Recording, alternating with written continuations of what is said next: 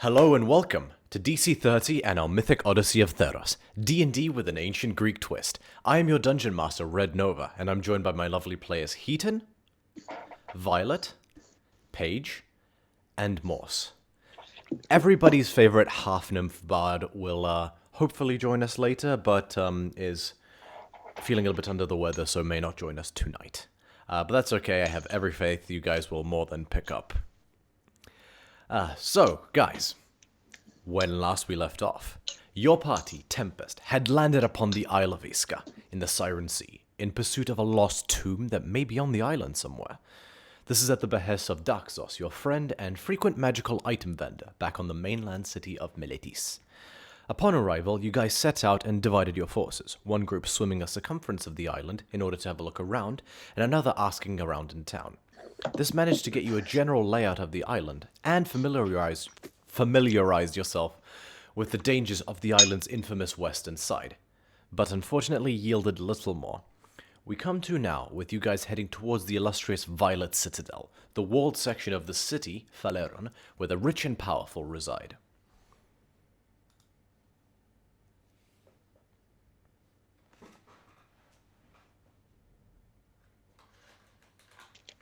Okie dokie.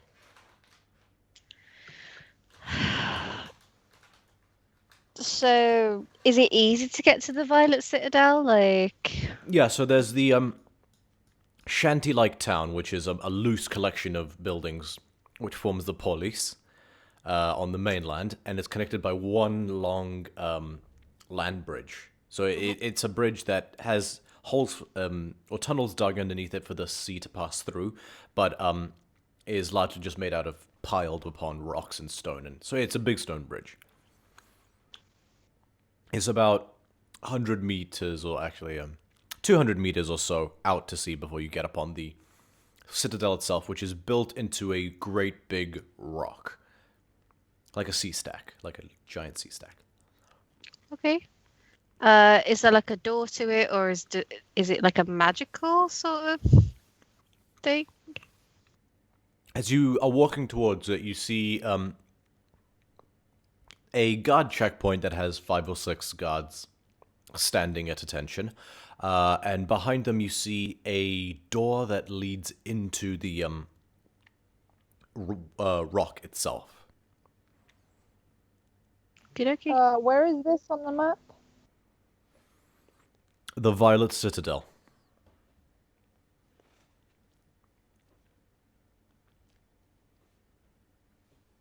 Okay.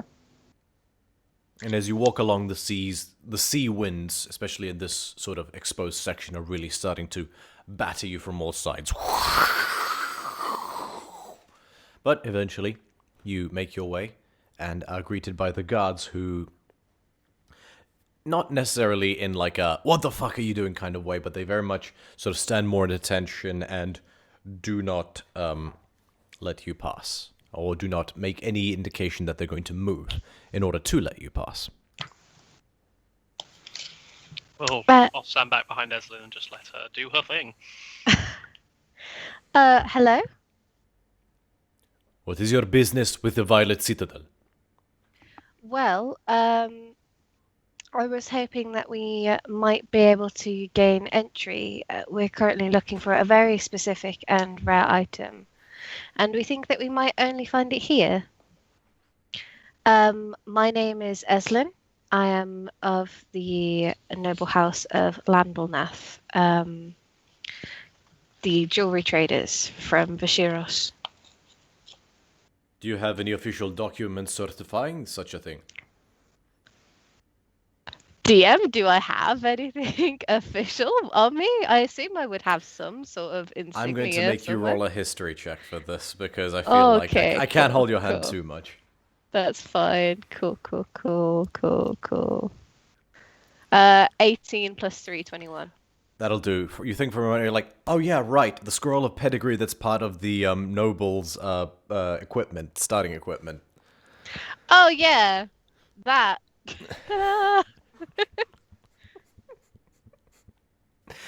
And we're off. He takes it, looks over it for a moment.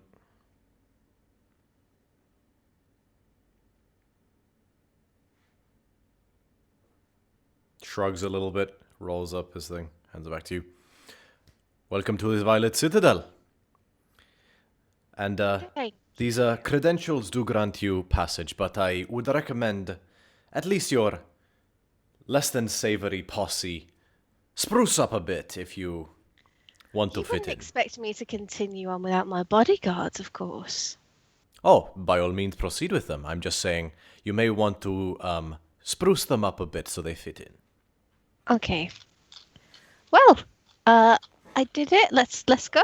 Actually, would you know who would be the best person to talk to about a well, they'll be in the same trade as me actually, jewelry, more specifically headwear jewelry, like tiaras, helms, wreaths, etc. Thanks for a moment.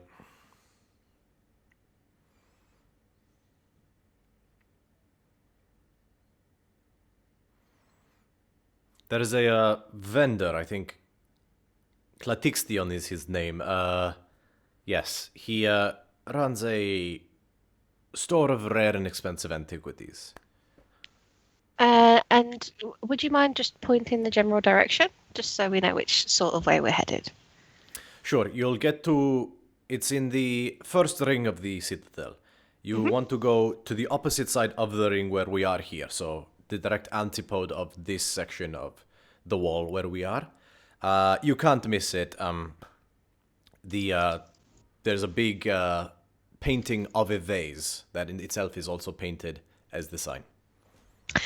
Brilliant, thank you. And I'll slip him a gold. He graciously accepts and says, "You'll do fine."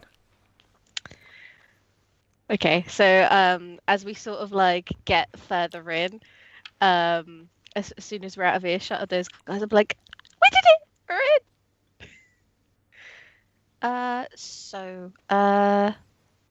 Yeah.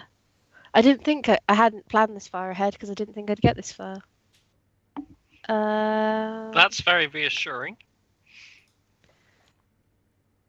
Look, the brightest ideas sometimes have flaws. But it might be worth just asking to see if the vendors come across anything like what we're looking for, just to make sure that what we're looking for hasn't already been found and sold.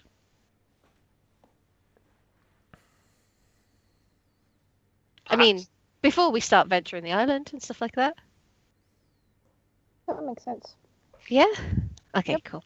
I would also say maybe if there is any local historians or archaeologists, maybe not, but anyone knowledgeable with the history of this land may be able to point or give a bit of a hint towards the location of lost tomes or tombs. That's a very good point, actually. Nice catch, Scatinos. Yeah, okay. Can we go to the place that guy said, or in that general direction? Sure, it's easy enough to find. And yeah, as I mentioned in the previous session, the structure of the citadel is very reminiscent out of character of something like Ba Sing Se. There's 3 rings concentrating, and you're in the 3rd ring. It's easy enough to just navigate your way around. And as you step inside, you get the set. You really get understand you're almost taken aback by the level of disparity in terms of wealth that you've seen. Most of even the nicer buildings in the town below were essentially they weren't in the best state, even the nicer ones. Here, everything is made out of the most beautiful polished white marble, draped in the finest silks and tapestries, even on the outside. It is out of character. It would be comparable to Beverly Hills in terms of a stark difference. Each little villa that comprises the residencies is almost a palace unto itself. The shops you see, you peek your head in through a passing jewelry shop, and you see heavy chains full of pearls and platinums and glistening diamonds. It's especially for someone like Jason or Scotinos, who are not necessarily have never seen so much material wealth flaunted, it's unsettling. I'm starting to see why he said we should spruce up. I think you all look fine. So, don't worry about it. Onwards, I guess. Yeah. Cool. So you've made your way up through so to get into the city, what you were made to do is a very large and slightly tiring spiral staircase, or like that went up through a tunnel on the inside of the rock, and you came out through a gallery tunnel into the straight into the middle of the high street, so to speak. From there, easy enough to just make your way round the ring, and soon enough, because it's not terribly large despite everything, but soon enough you make your way around and find yourself in front of a shop with an unmistakable big wooden sign that has a painted pot on it.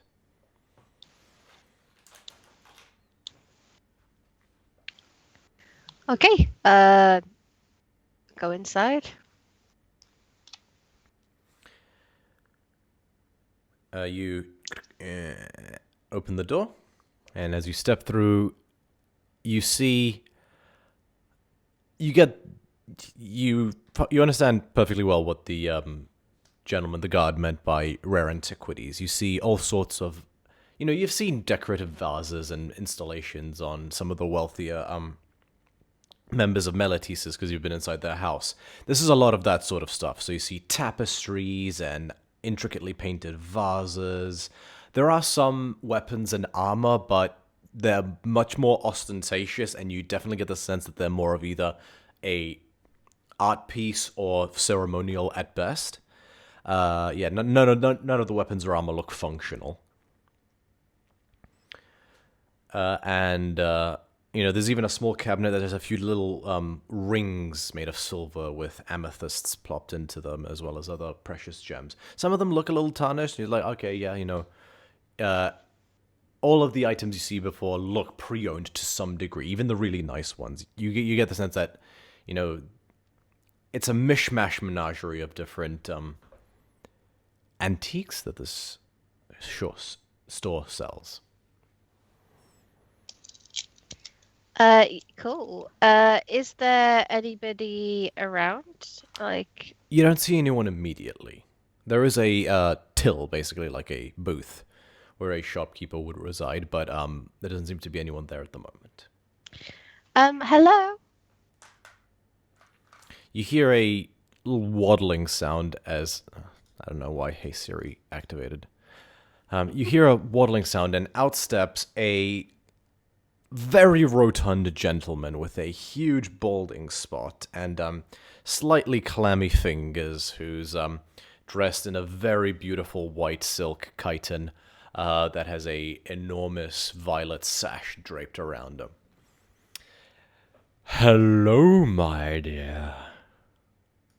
Oh, hi. We are looking to see whether... do you happen to have a laurel wreath made of gold filled with seashells that has come into your possession at any point? Nothing of the sort recently. Are you speaking of an Olantian crown? Oh, I think so. Possibly. Yes? Well, I know a very skilled Setessan metalsmith who specializes in replicas of such a thing. If you could wait a week, 2 at most, I could certainly order such a thing for the right price. It would look so pretty upon your locks. Oh, no, that's fine, thank you. I know we were asking for something specific, but we're looking more in line for authentic goods. The real deal. Good luck. Such a thing is incredibly scarce since the fall of the great city. I only know of 4 existing ones. Oh, that's interesting. Would you mind telling me more about the fall of the great city and possibly what four existing ones could possibly be left? You haven't heard the tale of Olantin? You must have. The city that sunk beneath the waves. The people, when the great Heliod vanished for a time, his most devout worshippers, the Olantians, feared he would never return, and so they used their might and magics to construct a great big artificial sun of their own. When Heliod returned, he was so fiercely angry and offended, he smote his great big spear and sank the city beneath the waves. The crowns were all buried with the crowns of the kings of Volantin were either atop the heads of the kings or buried with them. The only ones that survived were through various gifts and donations or other family reliquaries. There are two that exist within the polis of Neolantin off of the mainland. They are family heirlooms for some of the noble families over there, if I remember correctly. There is one was donated, also, I don't remember exactly, but there is one that resides in Melitis for historical purposes within the Decatia. Generally kept under quite strong lock and key. We were aware that the royalty and those rulers were buried with their crowns, but I was under Yes, so the most of them are impression- at the bottom of the ocean.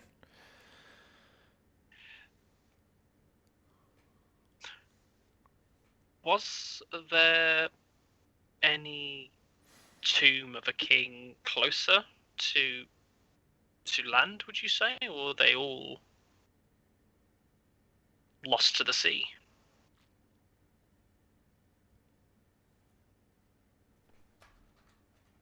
Just gonna make a history check. I can't recall such a thing, I'm afraid. The Olantans were a proud people. They were fiercely protective and isolationist for much of their existence, and all kings were entombed within the royal mausoleums, as any king of Akros is, or even the rulers of Setessa or Melitis.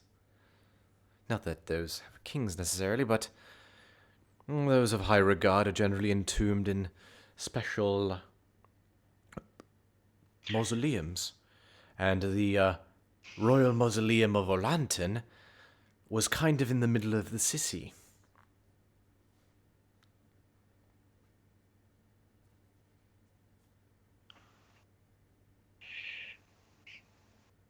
Well, that was very insightful. My absolute pleasure. Now, what will it be today, my darlings?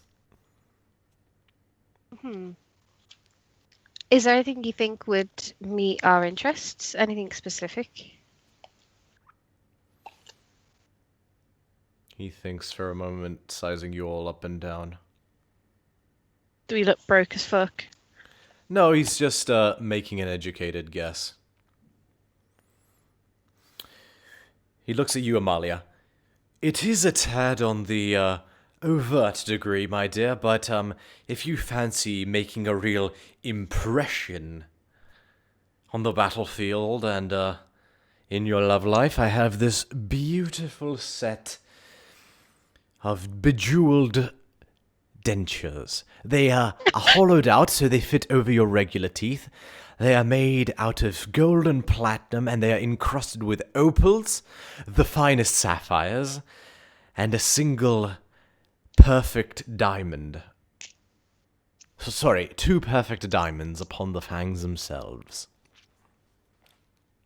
I'm good, but thank you very much.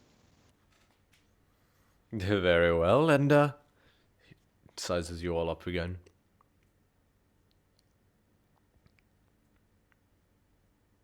My dear, he looks at you, Eslin. Any Triton home that values its heritage as such a regal bearing as yours no doubtedly comes from is not complete without a great tapestry of your hereditary heritage. I fucked that up, ignore it. And he unfurls this beautiful tapestry that seems to be woven out of a kind of nylonish type of silk that has a sort of non-absorbent quality to it. And it's a very intricate and exquisite rendition of King Auron, which you would know to be one of the first Triton, rumored to be a son of Thassa herself, the founder of the species. In all his glory, with his enormous golden helm that has a fin that goes that way like a crest.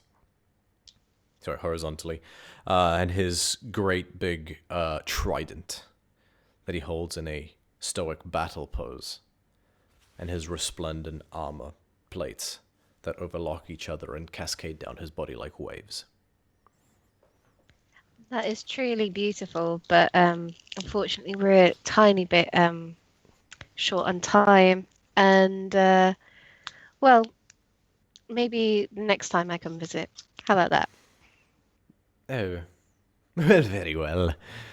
Don't be strangers. We won't be. We'll be back. Thank you. Toodle-hoo. We're never coming back here.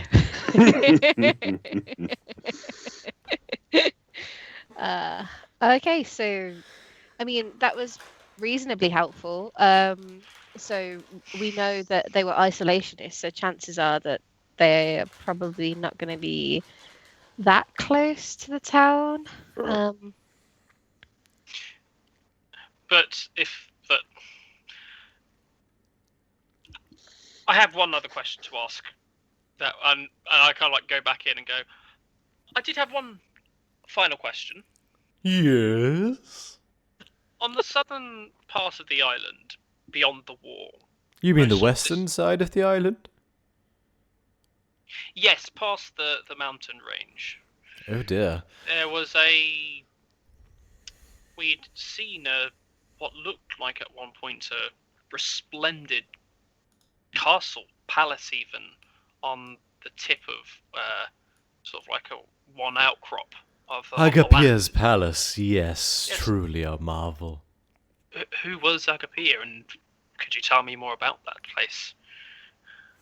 Oh, it's quite simple. Phaedon, our most resplendent founder of this island nation, when he first came and found his fortune with the snails that produce the most resplendent Valerian dye, he suddenly found himself very rich, and so he sailed his wife out here, and he promised her the world, and he built that most resplendent palace as a monument to their love. It was his gift to her, his promise that the world was hers from then on. And so that is where they resided, and that is where all the kings and queens of this island have resided up until recent events. Now they reside in the Citadel. The seat of power in terms of politics may have always resided in the Citadel, but where the king would lay his head to rest for most of this island's history was Agapia's palace. It's a shame that events mean that it's not being used for its intended purpose. It's truly a shock. Those dastardly beasts have no doubt almost razed it to the ground at this point. Well, thank you. And Be well. And I leave again. Very well. Never mind. I wondered whether or not that palace that we discovered on the island might have been potentially useful. Maybe a good place to see any potential goods, and if we want to try and build up our coffers again. Apparently, it used to be the place of most royalty for this island until the Knolls. if there's anything left. Mm. As for where we're going to find this damned crown,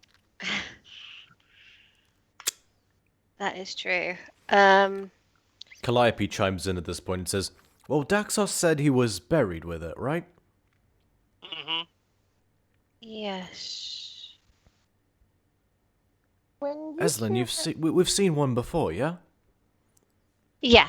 Yeah. I can do that. It's just that when we sort of did our little swim, we did sort of come up against something that was quite tough and very nearly killed us both. Or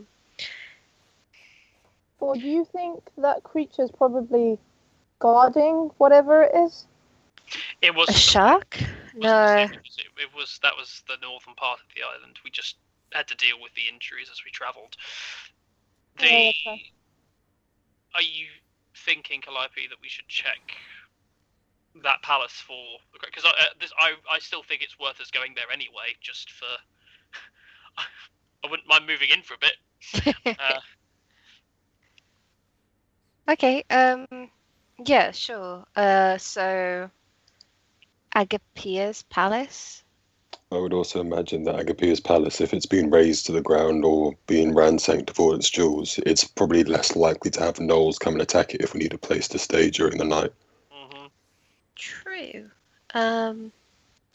Yeah. So we're gonna have to find a way past the wall. As far as I remember last time, it was fine getting past the wall. It's getting back in from the other side. It was a one-way wall system. Okay. Well, I mean, we've sort of already found a way around it by swimming. It's a long way around. Oh, you mean just simply swimming? Yes. That's well, back, true. yeah. Yeah. I'm sure if we decide to pass the wall, we can maybe converse with some of the guards there to hopefully remind them not to shoot us if we do make our way back. I mean, we don't look like dog things, so. Our noble lord has decided to go on a daring expedition, and we are her guards. Yeah, that sounds. I mean, I'm pretty sure we're allowed to leave if we want to. Leaving is fine. Getting back in is the. It would be enough of a peculiar story for them to remember us. Yes. Yeah, true. I am also a horseman and she's a lion. That's a good point. I actually, yeah, from distance you could be mistaken. But I do have, things that make my voice loud, so I can be like, they're not dogs. They're the good ones. Yeah. Oh no. Oh no. Plus, I'm the opposite of Yeah, a dog. so let's go to the palace, right? I know that may not be where we need to go, but it's possible. It's worth The problem we had when we swam past was that I didn't see anything that reminded me of the description that we had of where this cave formation was. The closer thing of that I thought might have been the northernmost part of the island, but again didn't really see any evidence to it. Or even to the west, where there was a camp. I guess Village, yeah. Yeah, sort of. I at that point I was keeping my head down, but that was where the land felt more like what we're looking for. So it was this side of the wall, towards where the trees meet the sea. And then we also thought Hyde City possibly, and then the last one was Agapia's palace. But we also didn't manage to search that lagoon. And there was nothing in Cosmima, was there? We gave it a wide berth, if I'm honest. It felt... But we did... Yeah. We were cleared by that, by Tanis. She said that it wouldn't be in that area. Yeah. Okay. Is there anything else you wish to do whilst you're in the city, Eslin? No, I don't think so. Anybody else?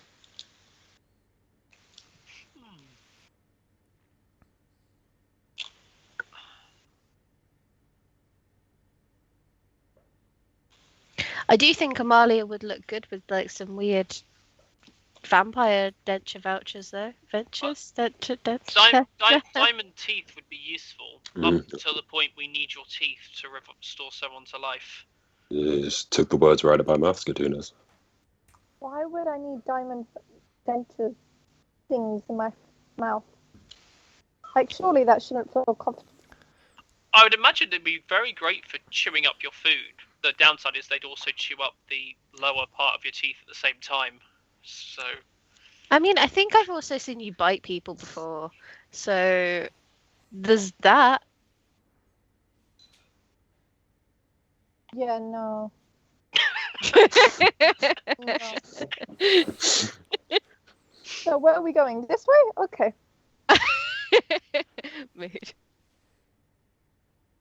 Alrighty, Uh, so before what are we leave, heading to? Are I'm we just heading to the palace or the north? I would have thought the palace, but before we go, I don't know whether or not the citadel is the sort to place bounties. Everyone here seems to be already well looked after, but perhaps it might be worth us looking to see what jobs are about this land, in case for any reason one of them is acquire some knoll horns or something.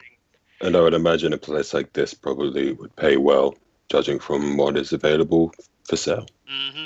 That is true. So is it Farrakha that has like the boards and stuff like that?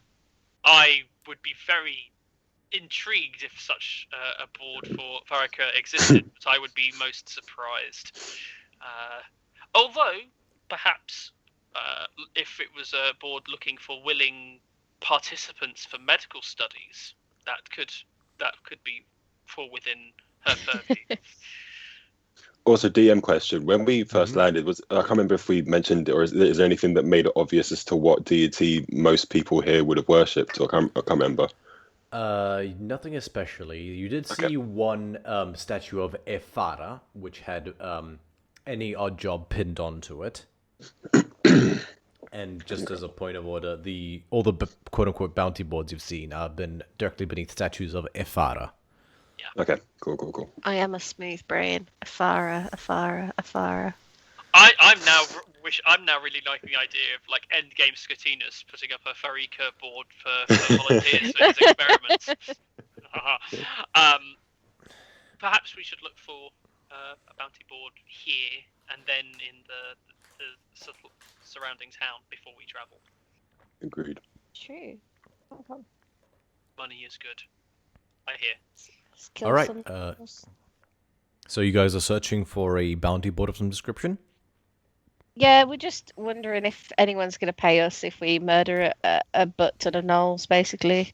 Go ahead and make a investigation check. Do we all do this? Yeah, can I make separate ones or? Yeah, sure. Make separate investigation checks.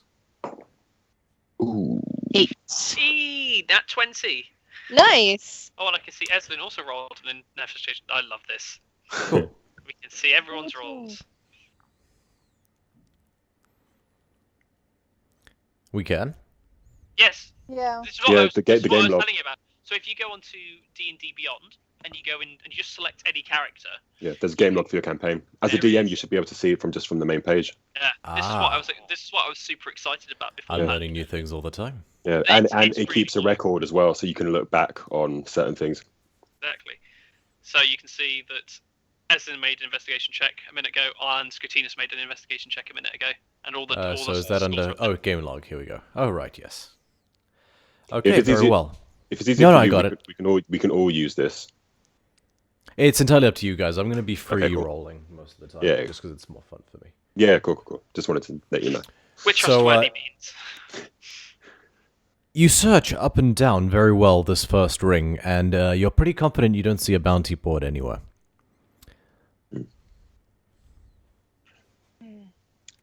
Is it going to be further in? Yeah, perhaps the higher paying jobs are higher paid circle. Possibly. Does each ring look like it's guarded by? You must be this level clearance. You do see a checkpoint at the section of the wall that would lead into the second ring. Yeah. Okay. Never mind. You must be this bougie to enter. Am I this I am pretty bougie. Mm. Street I cred could, level 50. I could certainly try. You know. Level 1 crook. Level 1000 gangster. Yeah. Okay, I guess Eslin, you're probably our best bet for getting past with your nobility. Well, maybe I should change first. I do have some better looking clothes on me. You may be better suited to do it yourself without a peculiar posse. Okay. Well, I think I've got a notebook somewhere. Cool. Okay. Cool. Fine. Hello. I'll walk up to the next checkpoint. Hello, good sirs.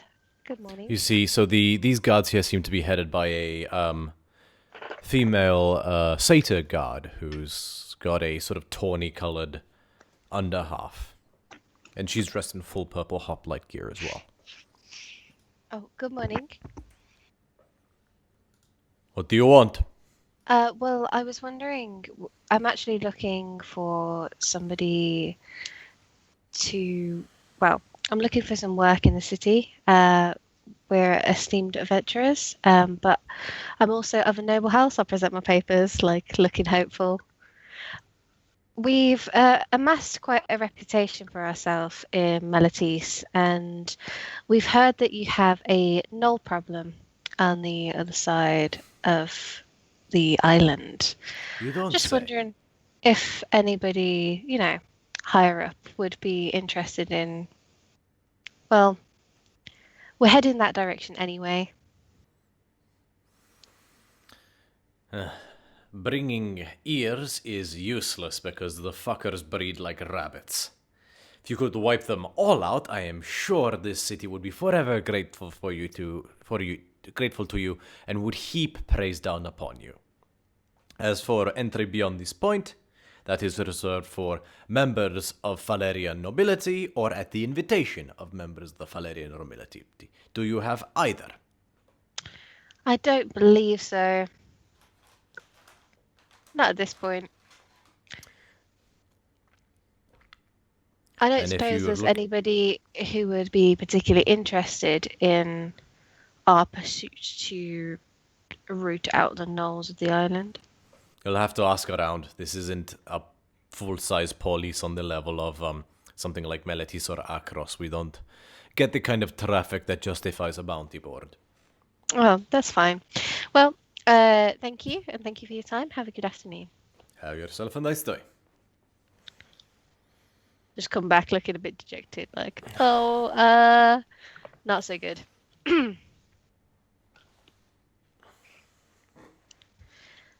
But they did say if we could kill them all, we'd get money.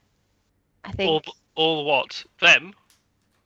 every single gnoll, but I Oh, don't the think that's gnolls. achievable. Personally, Well, It's always worth looking. it's there's an Unless- entire island here, and there's unless it was possible to a few of us. manufacture some form of toxin or disease that Well, could Yeah. breed through, infect one, allow it to infect the rest of its. Is herd the right word? Dog poison. Or A like dog bomb. poison. A poison would simply kill. What you need is something that can almost A knife. a sterilization. Don't you have like a magic spell that could put them all to sleep and then we can slowly kill them one by one? There's a That- lot of gnolls on this island, though. That would take a lot of time. Yeah. As fun as that sounds. I'm also not quite sure how I feel about genocide. Someone in chat, please clip that. It's the name for the episode. I'm not sure if I Well, why don't we head to the palace, as our plan originally was, and we can decide what to do from there. And if we are to come across any gnolls, we can see how many there potentially are, and if there are as many as they say, we can try our best to come up with a plan. But if there's nothing we can do, there's nothing we can do. Okay. Okay. Should we check for a notice board outside the citadel first? They mentioned that they don't get enough footfall to merit something like that. There we are then. While I'm here, though, I'll sit down for 10 minutes and ritual cast locate object, Okay. specifically looking for that laurel wreath with the seashells. You concentrate, and you feel your consciousness extend out, like an echo wave. Yeah, like echolocation under the sea. And it just extends and extends, and you don't feel anything. Okay. Alrighty. Well, it's not here. Well, in 1,000 feet of here, so that's one place down. So many more to go. Do we have everything we need to travel? Oh, well, We could also should probably make sure we've covered the cost of docking the ship for a spell. True. I have 2 silver still. I have a few gold, like a handful left. I can put money towards the ship. How much? How long do you think we'll be gone? Well, it took us a day to swim the length of the island, so maximum a week, probably. 7 gold would do it then. That's fine. I can give this 7 gold. We can do that. Let everyone know what we're planning to do. Our oral could determine if it's going to go well for us, Mm-hmm. and then we can go. Well, maybe we could. Did she say she could only do it once because it was a different day, or did she say that she could only do it once because?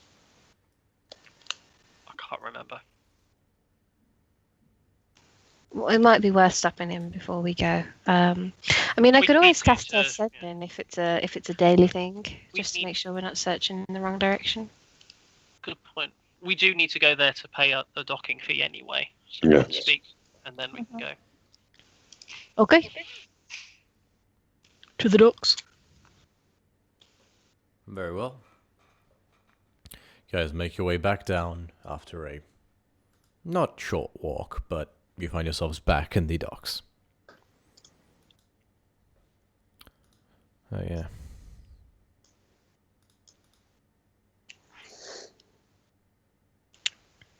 Okay, so can we pay the port fee and then try and find Tanis again?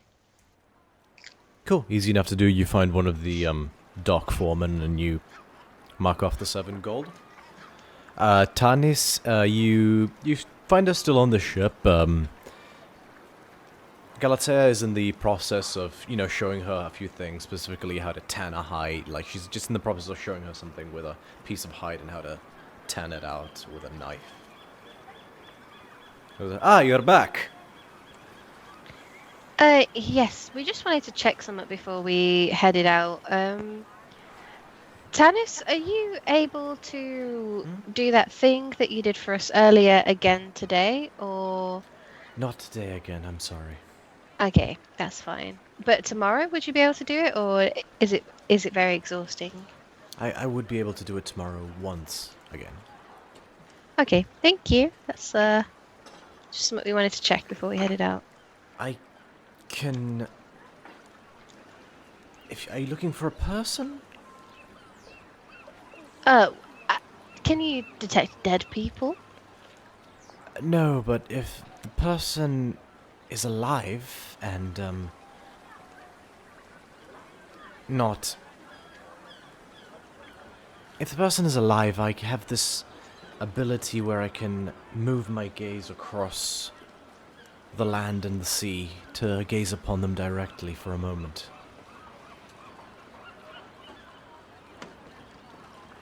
Oh. It's very useful, but at the moment I don't know if that would be useful for us. Has that got a range, DM? I think she means... Uh, as long as they're in Theros, as long as they're on this land, not on this earth. Come on. Could be useful. Calliope, would that not be... Aren't you looking for somebody? Yeah. Can we talk about that later? Yeah, sure, no problem. I mean, could we be a shark queen? Would it be worth it? Like, I'm so... I've Never mind, let's never just- met this let's shark just- queen. It would... No worries. Let's just go. Let's just keep moving. Good to know for going forward, certainly. I'm Yeah. sorry. No, don't Oh be. no, It's no, no, just- no, no, no, no, no. It will most certainly come in handy on other occasions. Oh. Yeah, thank you. Just kind of stands there shyly. Oh, sorry for interrupting your lesson. Have a good day, and we'll be back maybe later. See you soon. Yeah, see you soon. And she Okay, goes cool. back to listening to what Galatea is saying. Okay, does everyone have what they want? Or need? We did bring enough rations on the boat. Yep, I'm all for good. our trip. We have enough rations for this escapade. That's about it. As do I. Okay then, let's move. Do we know how long it will take us to get to the wall? Is it like a day, or is it going to be like a small journey? On foot, it would take maybe 3 hours to do the length of the island. Okay. Is your best guess. When you were swimming around, it took a bit longer as well, because A, it's round, it's a much longer distance, and B, because you were stopping to do checks and things like that, so I was considering it a slow pace, but Okay then. Yeah, sure. you No could do worries. roughly, at a normal pace, you could do roughly 3 miles an hour. Okay. Can we add 30 minutes on that travel time? So I just keep casting locate objects every sort of like 1,000 miles. You need 1,000 feet. Every 1,000 feet. 1,000 miles would be good there. I'll have that next time. If you were to do it every 1,000 feet, it would be more like adding an hour onto the journey. 1,000 feet is maybe a quarter of a mile. Okay. Is it worth it, guys? I don't think so. Yeah, for what little we know about everything, it might be worth just looking at places first, getting a pin, and then moving from there. Yes. Okay. Yeah, sure. No worries. Okay. Very well. You guys make your way past the snail farms onto the grasslands of the eastern side of the island. And you walk along through the golden glades, which, the side of the island is... elements of it remind you of Kefalis, but it's much lusher and greener. As you walk down towards the southern side where the fort is, you are hit by the... Actually, no. Yeah, the sun is it's beyond its midpoint at this point, so you're starting to get hit by the shadow of the mountain at this point. But yeah, over the course of about an hour, it's easy enough to walk down, and the immense fortifications come into view before long, and before long after that, you find yourselves right up against the great big fort of Fort Kidemonas. The various soldiers that are in the process of training or tanning or doing various things, some of them stop and just sort of stare at you as you walk up. A couple of them actually roll their eyes.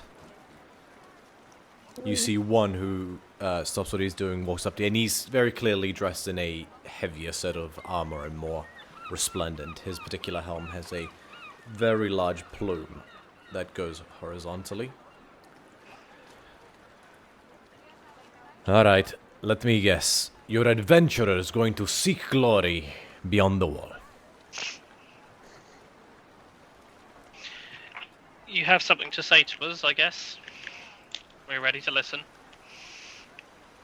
Oh, nothing to say. I would just have something to ask. Is there anything you'd like me to give your next of kin after I have to tell them that you're dead? Maybe a note, a letter, or something to pass down.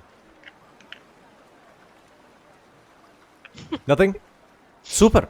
Right this way. And you guys are very easily let through. When we return, will we be allowed back in the same way? Sure.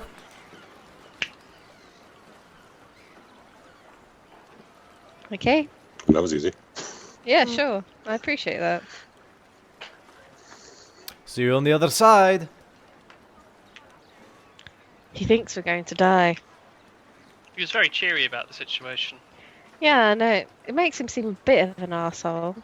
He's a soldier on guard. He's probably seen enough people walk to the other side and not return. True. When you deal with that kind of stuff, it does make you a lot less optimistic. So basically an arsehole. There's a difference between being optimistic and being jovial. Could it tell what kind of rank it was? Go ahead and make a history check. I Can I add didn't anything catch to it that. because of my background, Could you or try not? again? Oh, for the love of God. Sorry, Siri activated. Say that again. Can I add anything to that because of my background or not? Your background as a soldier? Mm. Not anything, but that will affect the DC. Okay, cool, that's fine. So history, you said, yeah? Yeah. Boom. Oh, that's a straight 15. Okay, Nice. yeah. Not terribly difficult to discern. Based on the size of his plume, the slightly more varied, as in, rather than sort of being protruding outwards like most hoplite helms would to do, this one is a bit more inwards and shorter. Your best guess is he has the rank of Polemark, Okay. Okay. which is kind of like a general. Yeah. Yeah, something tells me that he's seen many people come through. So it is, as jovial as his response was, it's definitely a good idea to keep our wits about us. I'm happy to lead or stand behind and kind of keep watch when we are traveling through. Much like I asked when we were dealing with the Arania, it would be beneficial if I could acquire, if we do come across any gnolls, if I was able to. I suppose blood would be useful and the best way to do so. I would be interested to acquire some so that I can investigate if it were possible to introduce something that could, maybe not in a day, but over the course of a number of years, start to affect the population. Would you need that gnoll to be alive? I'd only need the null to stay alive if I was planning to track it down in the future. Understood. I'm pretty sure we'll probably get you as much blood as you need. Well, if I can There's probably for the first time, I have a genuinely warm smile. Oh, unsettling. that's weird. I So, was more unsettled with how quickly Eslin was just like, we can get you all the blood we need. Like, eyes widen. as you guys are beyond the wall, Eslin and Skotinos, you've seen this before when you swam around the island, but Jason, Calliope, and Amalia are sort of taken aback by the stark difference. The trees, you see where the trees stop, about 100 meters from here. the trees kind of just end, and they taper out before that even as well. And you're almost instantly greeted by, there's no other way to describe it, arid wasteland. The rocks do have this quality to them that rather than look boulderous, they look each one looks like many sort of stones piled on top of each other. They sort of got that undulating formation to them, and you sort of it catches your eye like, that's what they meant by the vase. Seems like a unique geology of this island. I'll post a I'm picturing like just Pride Lands after the hyenas take over. So, to be fair, that's exactly what came to my mind the first time it was described. You must never go there, Jason. Elephant graveyard, cool. The rocks copy image. I'm just gonna pop it into that starry window in the chat.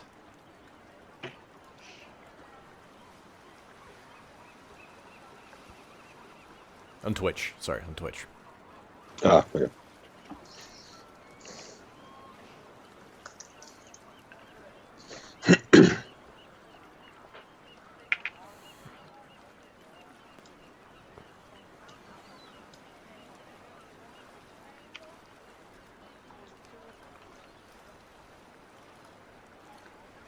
Okay, yeah. Okay.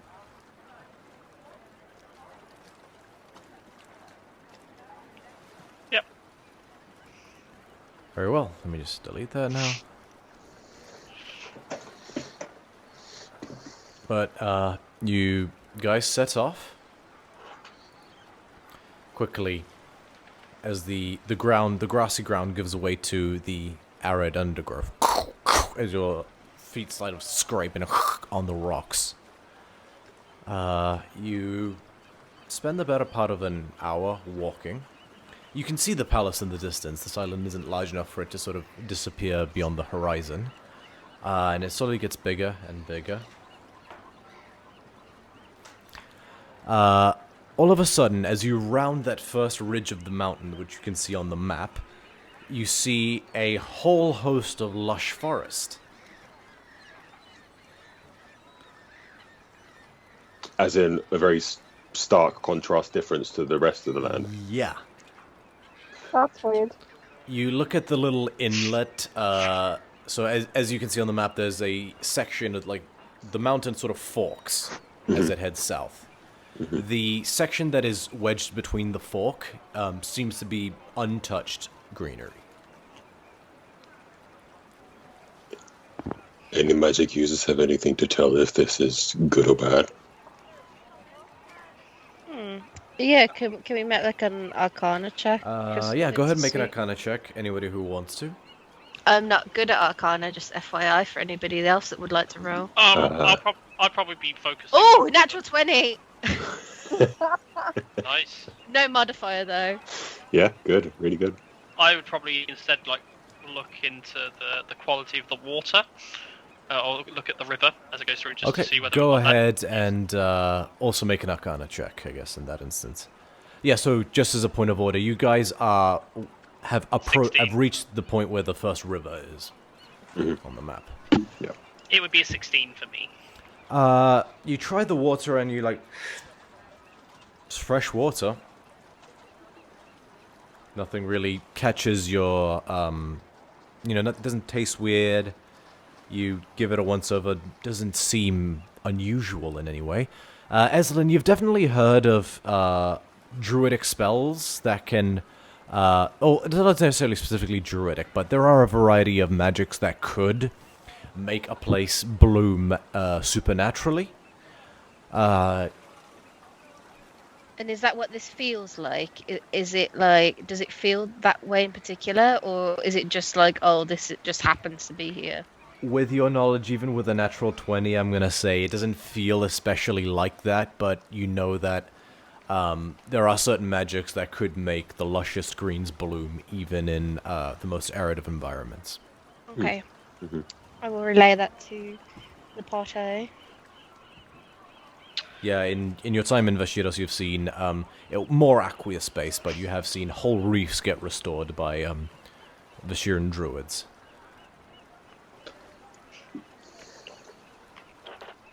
Druids do be lit. Do you think it's worth checking here for it? Something like this that seems so out of place does feel very noticeably like it's worth investigating at the very least. As we can Hold on, we forgot see about the ambiance. Sorry, continue. can we see whether the forest gets thicker in parts in like a certain direction or something like that? It does get... make a perception check. Okay. I'm imagining at this point we can also see the palace in the distance as well. Yeah, 12 you- plus 7, 19. Palace was visible from the moment you got beyond the wall. Okay. Sorry, what was that, Eslin? 19 total. Yeah, it does get thicker as you head towards the center, where the mountain ridges meet. Does anyone want to go towards the center? I don't know if it's what we're looking for particularly, but it might be worth having a look.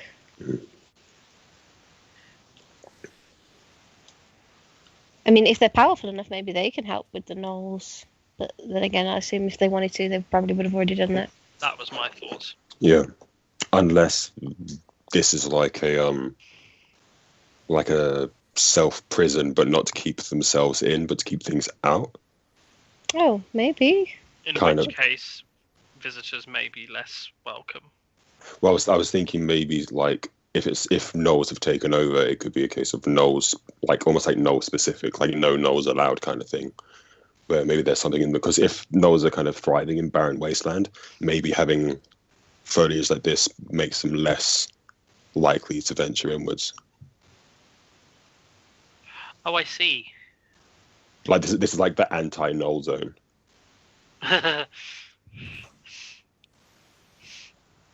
Perhaps Sure. we. I mean, it's not. It's. I don't think it's near the water, which means that it won't be where our thing is. But No.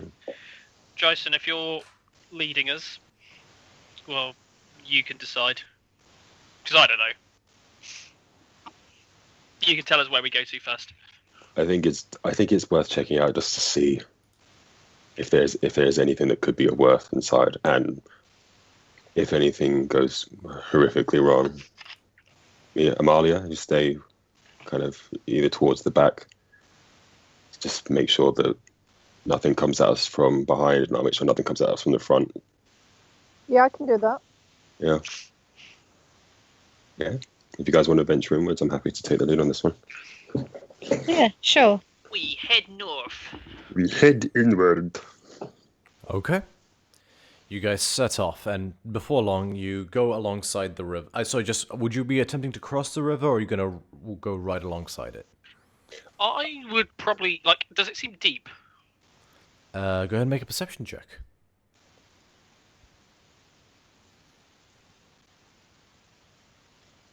15 total. It does seem like it gets kind of deep. Not like sailor galley deep, but above your head deep, to be sure. And is it fairly fast moving, would you say? Not especially.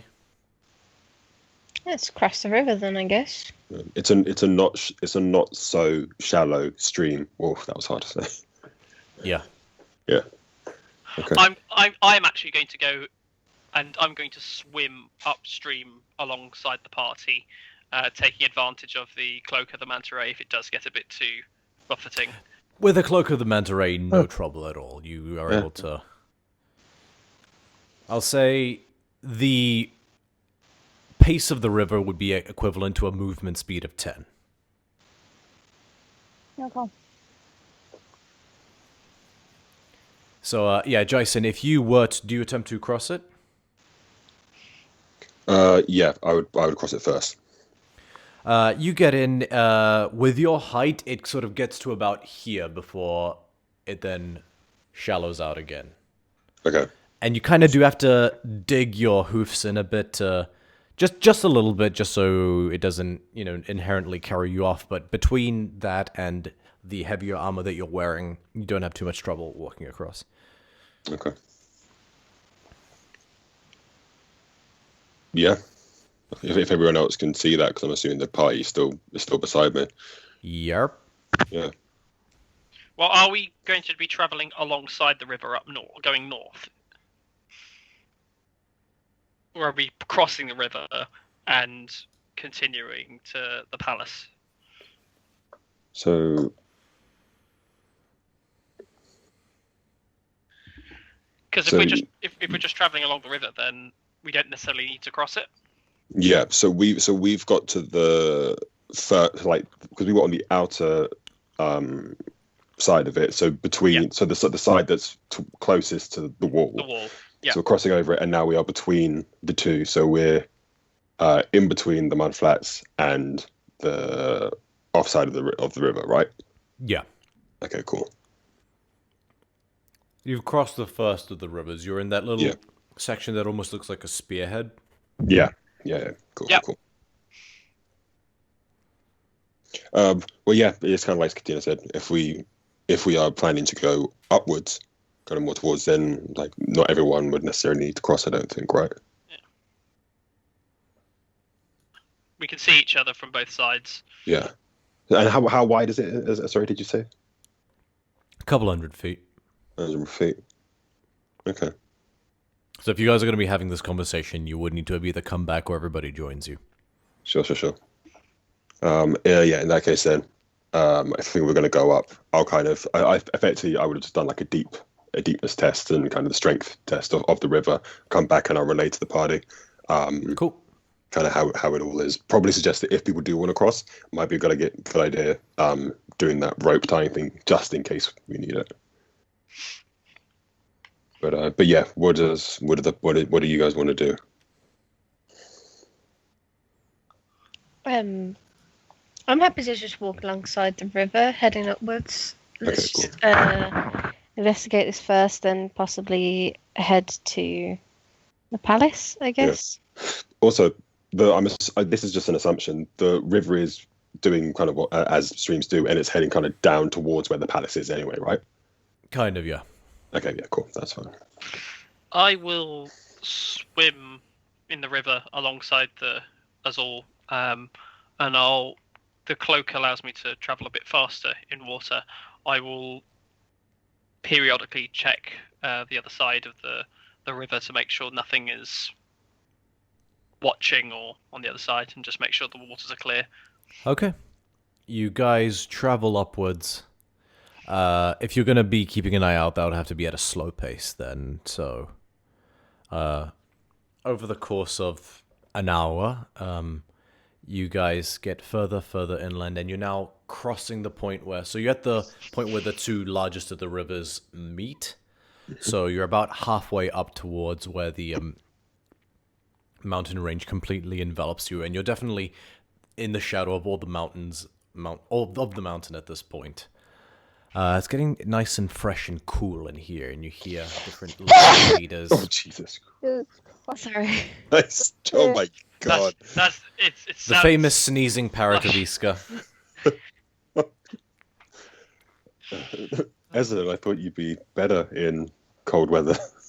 Oh, I'm just I'm feeling a bit run down just recently. That's okay. That was absolutely terrifying. brilliant. But before long, you guys are completely enveloped by lush green forest. What's everybody's passive perception? Mine is 6. So perception, 16. 13. 17. If you're traveling at a slow pace to keep an eye out, that would give you a bonus, right? Oh, I don't know. I don't know. I would not know. Let me double check that.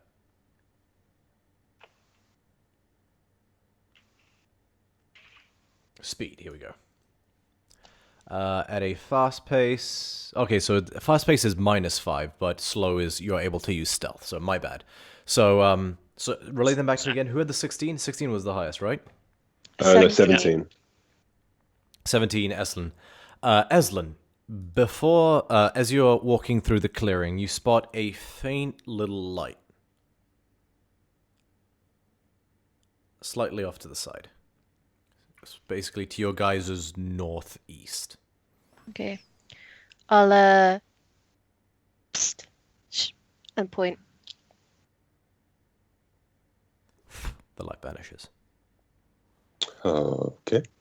I'll, In the small amount of time we were able to see the light, does it look like a natural source, or does it look like something covering, like an opening of something where like light can come through? Wouldn't be possible to tell. Okay. It was like a twinkle of a star amongst the trees, and then it vanished. Yeah, and then it just vanished out. Cool.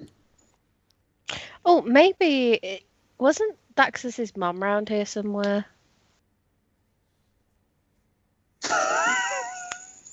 I'm so confused.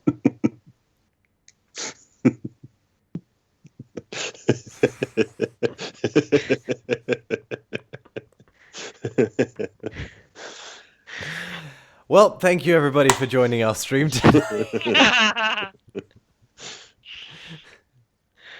I'm bad with directions. Okay.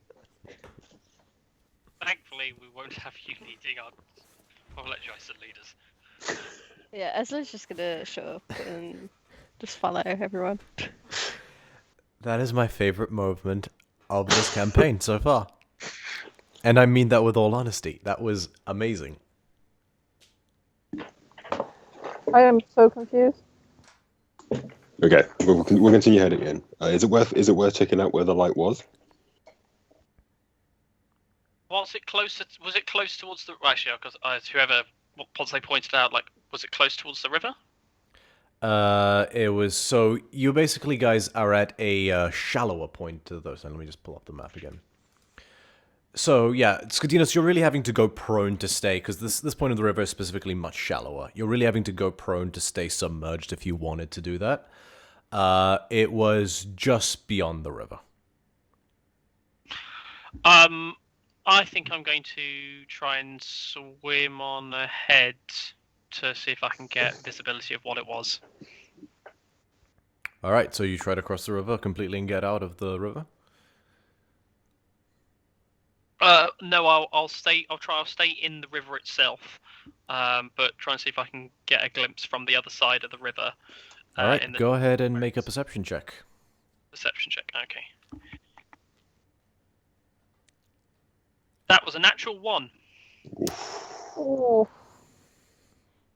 You crane, you squint really hard and you peer through the trees. You can't make anything out, I'm afraid. Okay, I'm just going to return to the group. Still swimming alongside, but I'll shrug and go, couldn't see anything.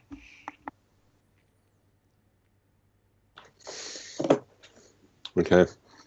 Kind of looking around where we are before we go any further. Is there anything of note? Go ahead and make a perception check.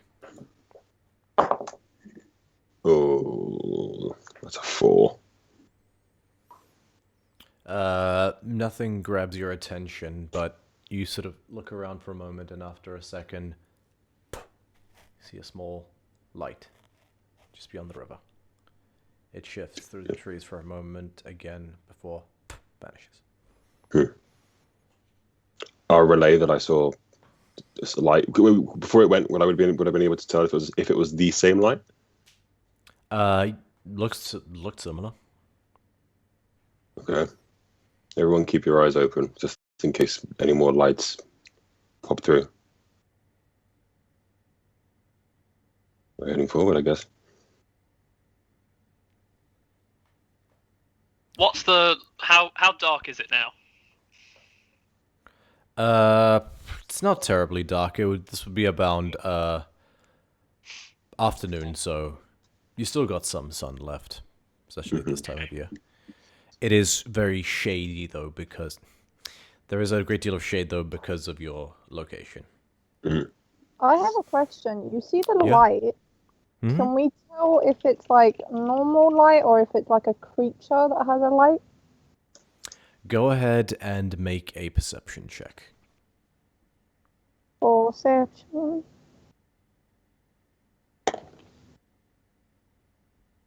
+13 Total? +4. So 17. Hard to tell through the thicket of the trees, but it was kind of moving quickly up and down for a moment. It sort of did like this thing and then vanished. Like a wave? No, it's sort of like a staggered. It traveled in a staggered way up and down, and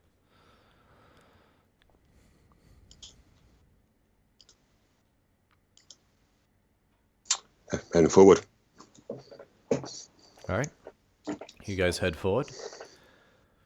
Travel for about 30 more minutes, and you guys are still on the eastern side of the river, right? Yes.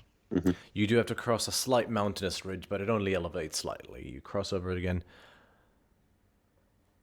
Trees are getting much thicker at this point. And as you're walking along,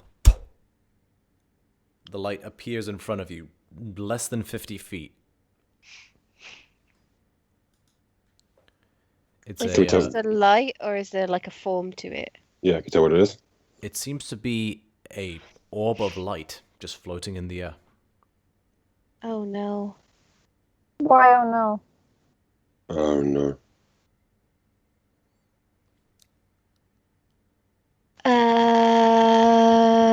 Magic users. Yeah, can I make a... I guess it would be Arcana check, but Yeah, go again, ahead and make an Arcana check. May I do the same thing as well? Yes, that's a but- whole 10. You're not too familiar on things above land, I'm afraid, and so 19 this is total for me. 19 total.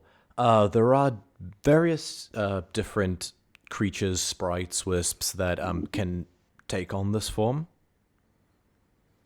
You'd be hard pressed to guess which one of them it would be, though. But this does seem to be some sort of sprite. Feels quite familiar. It does start to it floats away from you guys slowly. This is feeling very wispy. Do we follow it or do we just leave it? It's their own land. I don't think many stories where people follow wisps end pretty well. Okay, so not following it. Cool. You said it's floating, like it's hovering away from us, right? Yeah. Does it look noticeably like it's trying to lead us somewhere? Go ahead and make an insight check. Oh, we're insight. Okay. Oh, it's a 10. Not terribly high DC. You saw it dart about a couple times, so you know it's capable of moving faster than it seems to be at the moment. Okay. I am very curious. I'm curious too, but I would say let's walk with alertness. Follow carefully. Follow carefully. Do you want me to put an echo in front of you just in case it attacks you? Or... I was thinking that, but I was also thinking that maybe if we showed any hostility first, it could potentially make things worse. So I think might be better to react than prep. If it is primarily magical, most things magical in nature have less of a hold on my kind than other humanoids. I can go ahead. If you'd like to step forward. Come here, Lighty. Come on. Seems to still be traveling away from you. I will follow it.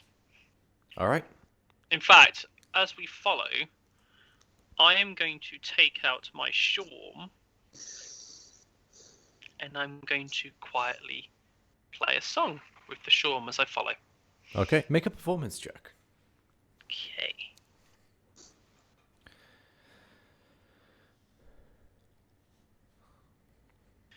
15 total. As you play, the little orb seems to dance about a bit and switches from green to blue to orange to red to purple to yellow and all the way through and back again. It seems to be dancing along happily. You guys follow it for about 10 minutes before it slightly starts to pick up the pace. Just ever so slightly. Have you been traveling? Which direction have we been? Where have we been traveling? Once we started following it. Still alongside the river on this side. Yep. I will make sure I keep pace with it then. Okay. Yeah. You hear heavy rushing sound getting closer as you have for a while. You sense you're getting closer to where the lake that is marked on your map is located, and thus the waterfall as well, Lake Catafikio. After a moment, the wisp rounds a slightly... There's like a little hillock, and it sort of goes over the hillock and disappears from sight. Is there anything new where it's disappeared in terms of like new surroundings? If you continue to follow it, you would travel up the hillock, and you crest it over it, and you see it just floating there. Okay. Below what looks to be like a... Make a perception check. Can I do the same as well if Ooh. I followed? That is a modified 20. Yeah, go ahead. Okay, Jason, your keen eyes managed to peer into it, and you see a mott of black hair atop her head, and it's just lying on the ground. Oh no. Ah.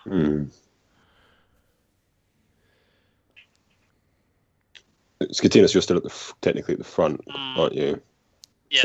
Okay, so you probably might have seen this. If Skatinas hadn't immediately seen this because he's too in the performance, then I'd point it out to him.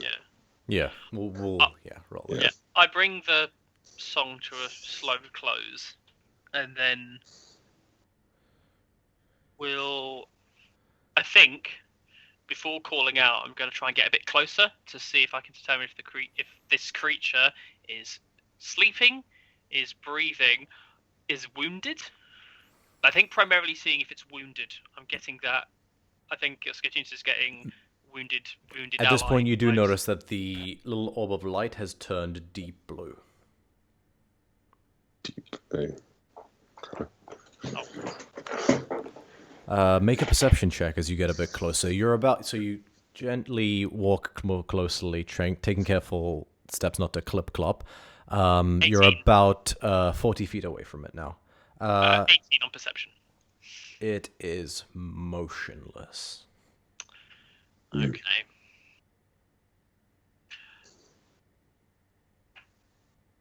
I will call out, "Hello." You hear a faint whimper. All right.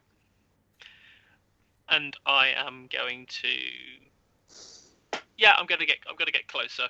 All right. It's okay. I think your friend took me towards you. I know. It's okay.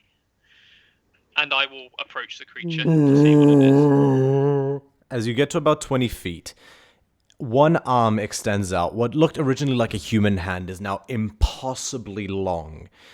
About 8 feet total, with it meeting at about 3 and 5 in terms of where the elbow is. And then another one. It looks human, but at the same time not. The bones are all wrong. They're contorted and snapped backwards, and so the shoulder blades almost protrude from its back like spikes. The slightly more pygmy-ish, hulking, infantile or fetal legs under it, haphazard. This looks like a malformed human would be a kind word for it. These matted black hair that just droops over it. And as it turns to look at you, Skotinos, you see a single slit of a black lips and mouth. No eyes, no nothing. On a completely smooth,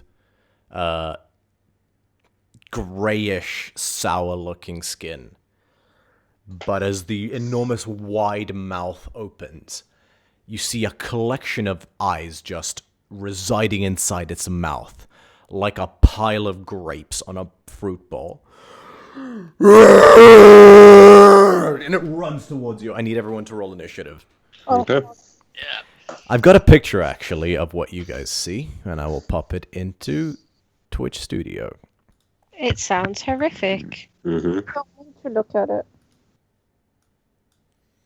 Hold on, let's do this the old-fashioned. Oh, for the love of God.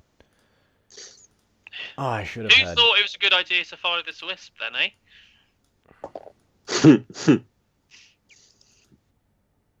Oh, I did not know I didn't need to have that open.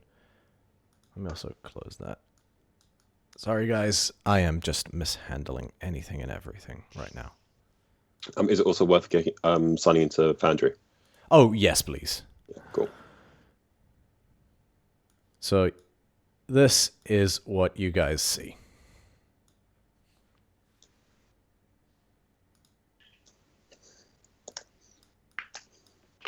Okay. Let's get back on Twitch.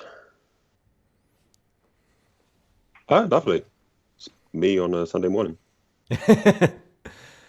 Hold on, actually. Chrome. Who we got in chat? Oh, so we jumped up to 8 viewers. Thank you so much. Yes, for those of you who are just tuning in, we are rolling for initiative, so you've got to the best part. Anybody who knows what this is in chat, do not tell them. No, Oh, I forgot to mention as Would well. any of our characters know what it is? Anyone who wants to make a religion check. Hey, I will do that no. as well. oh, that was not great. 12 total. 22 total. 22 total. With a 22, Scottinos, you as well, you know a thing or two about being touched by by destiny.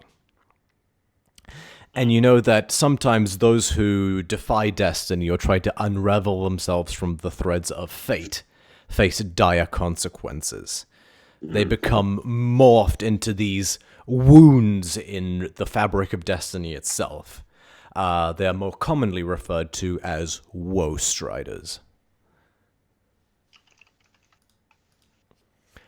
I don't like it. I have hate been it. waiting to use this. It's a fucking dope design, though. It is dope, but it's also horrific. Woe Strider. terrible. Never heard of it before. It is unique to the Theros book. Mm-hmm. Ah, well, there we are. So, let me get the map up. And let me get some music. I feel like you've been waiting for the perfect time to bring this one upon us. You have no idea. You have Yeah. no idea. Something tells me he was like, oh, I'm so glad they're following this evil. You have no idea. Yeah. When he said he put the elbow grease into the island, I was like, that means there's going to be some fucked up things that we're going to encounter when we pass the wall. Yeah, we didn't just realise that it was this fucked up though. Yeah, this will do. Or actually, why does it do this thing where it plays twice?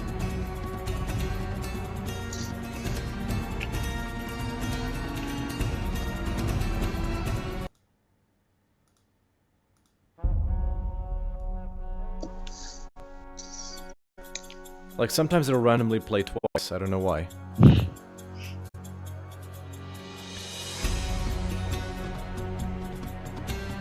You know what? Let's just pause the music for a second because I can't concentrate. Yeah, this one works better. Oops, sorry. This one works better, actually. So, I'm going to go ahead and activate the map. I know you guys can't see yet before you tell me. I'm just in the process of setting all that up. So let's switch to the battle layout. If someone wants to Jaeger Calliope, or if you guys would rather just fight it alone, or not alone, but you know what I mean. It is entirely your prerogative. So, players, Skotsinos, Jason, Oh, I As- should have actually do that. Amalia, 16 on this. Oh yeah, we'll just park Calliope here, but we won't worry too much about it. Let's pop on the daylight filter. So, let me just move the map so everyone can see. I have no idea why it's set on darkness mode right now, but let me just go ahead and correct that. Configure. Global illumination is on, so you guys should be able to see everything now. Yeah. Got Yes. it. Cool. All right. Where is the Vice Rider? Oh, yeah. So, are you guys happy with your arrangement? I can only see green at the moment, but bear with me, I'm refreshing. I'd probably say that I was a little bit closer, probably on par with Eslin, Okay. Go ahead and do that. just because I was kind of walking behind Skatinas. The Woe Oh, Strider cool. is located I there. appear. And the Wisp, which at the moment the Strider lurches forward, turns bright red, is located there. Okay. So, can everyone see what I'm looking at? Are we on... Ah, why is it... Oh, for the love of... Edit scene. Battle. Change.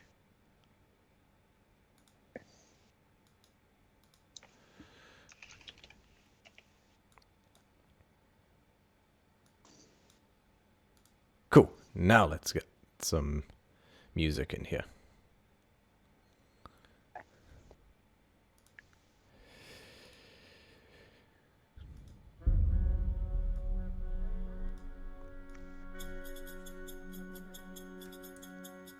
Very well. So, let me also roll for the Strider, sorry, real quick.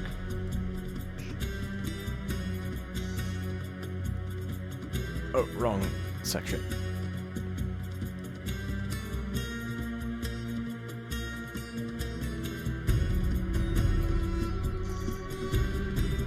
Cool, so...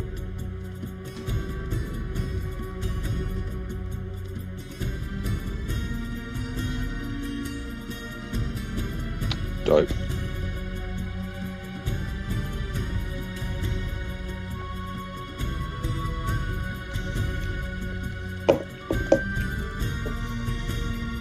Ah, wrong thing.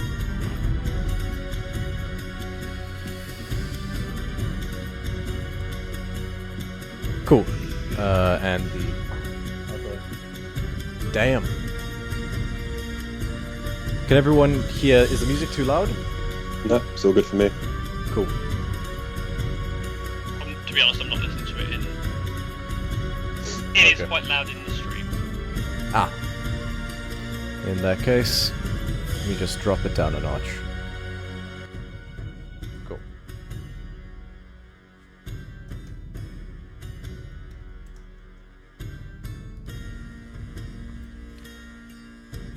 Oh, damn.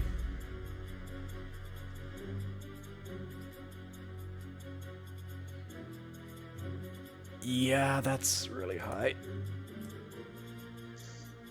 Oh no. It's alright, the Will-O-Wisp is definitely on our side, guys.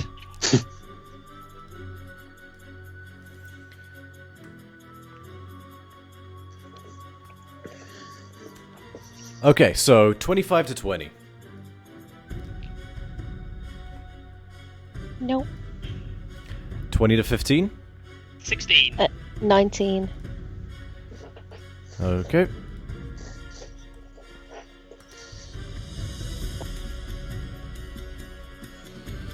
$19, 15 to 10. 11.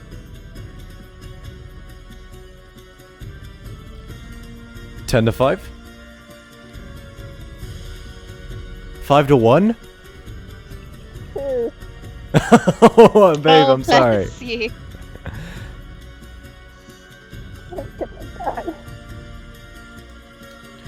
Okay, so top of the initiative order, the Wisp will travel forward 5, 10, 15, 20, 25. And let's see, and actually, it won't do that. It is going to, watch as it vanishes into the air. Okay, bye.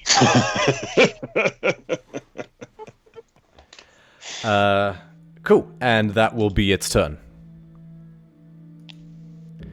Let me just check, because I always forget to pop the screen on where people can see stuff, so let me just...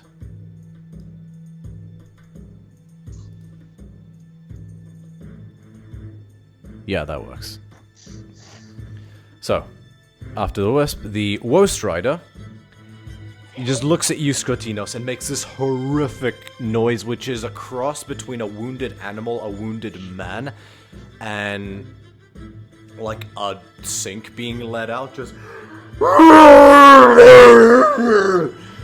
And it's gonna just gallop haphazardly towards you. Oh my god.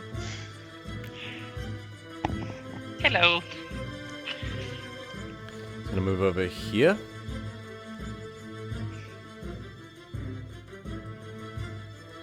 And he is going to attack you. He's going to make 2 claw attacks and 1 bite attack.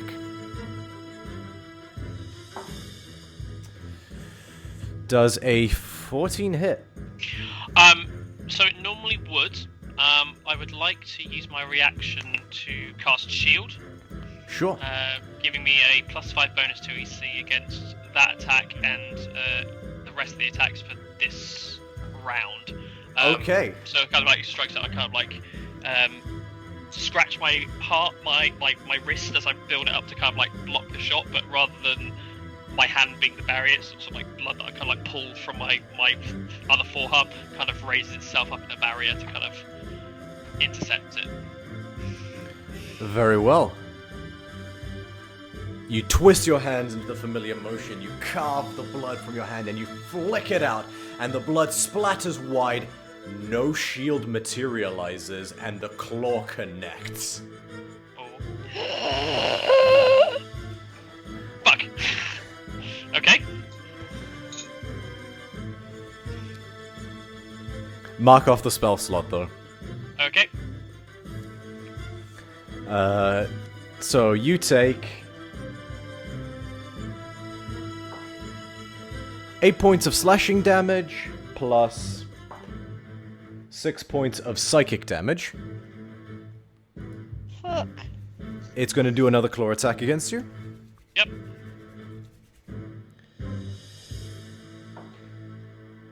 Uh, 18 to hit. Hits. You take another 5 points of slashing damage. Yep. Plus an additional 3 points of psychic damage. Yep. And it will conclude with attempting to do it...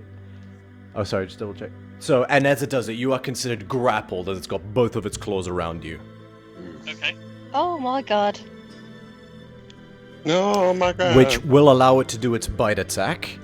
As it... You see just this gaping maw, which is bigger than its entire face. And the eyeballs sort of just like in a pile inside of its mouth, all dart towards you, and they look wildly.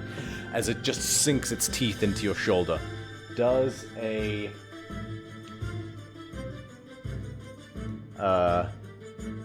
23 hit. Carries 1, and yes, hits. So, you take...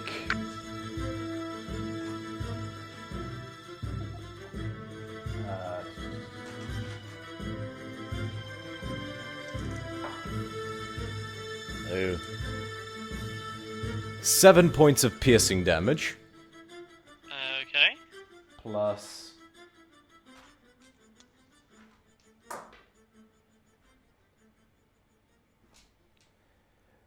$16 points of psychic damage. Okay. Let me just check something real quick. I am unconscious, by the way, everyone. Oh my god! Oh, I figured you would be. I had 15 points left before that 16, so I was like, oh, Magic- might be okay. Magic doesn't work on this thing. I've discovered that. Oh no, I have a healing potion. I know what I'm doing. Just as a point of order, you've not see... All you saw was Skotinos do a motion and then get cut down. That's as far as you know, Aslan, for the moment. Yep. Oh, good. Okay. Cool, I'm just making a note of something. Very well. That is the Strider's turn. That brings us to Eslin. Okay. So I'm gonna run forward. Can I make like an intelligence check to see that the spell didn't work, or is it just Go ahead gonna and make be an intelligence check. Okay. I am a dumb bitch though, so what's about to happen? 12 total. I mean, you saw him try and cast something. It's hard to... It would be hard for you to ascertain what caused him to not be able to cast it. Oh! I don't want to always say oh, metagaming though, it's finest. Okay, I will attempt to do a... He's still, like, grappled, isn't he? Yes, because Enos is grappled. Yeah, so I will attempt to do, like, a healing word. Very well. It would heal 7? You weave the words and the incantation comes forward. Nothing happens. Cool! This is fine. So I know magic doesn't work. For my free action, I will say, magic, not such a good idea. And then I will end my turn exactly where I am. Okay.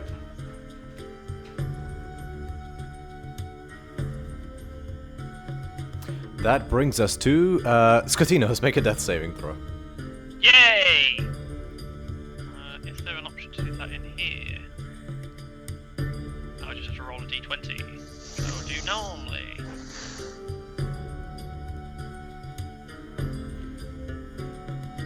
Fail. Just okay. Oh, 6 God. total. I just test a theory real quick.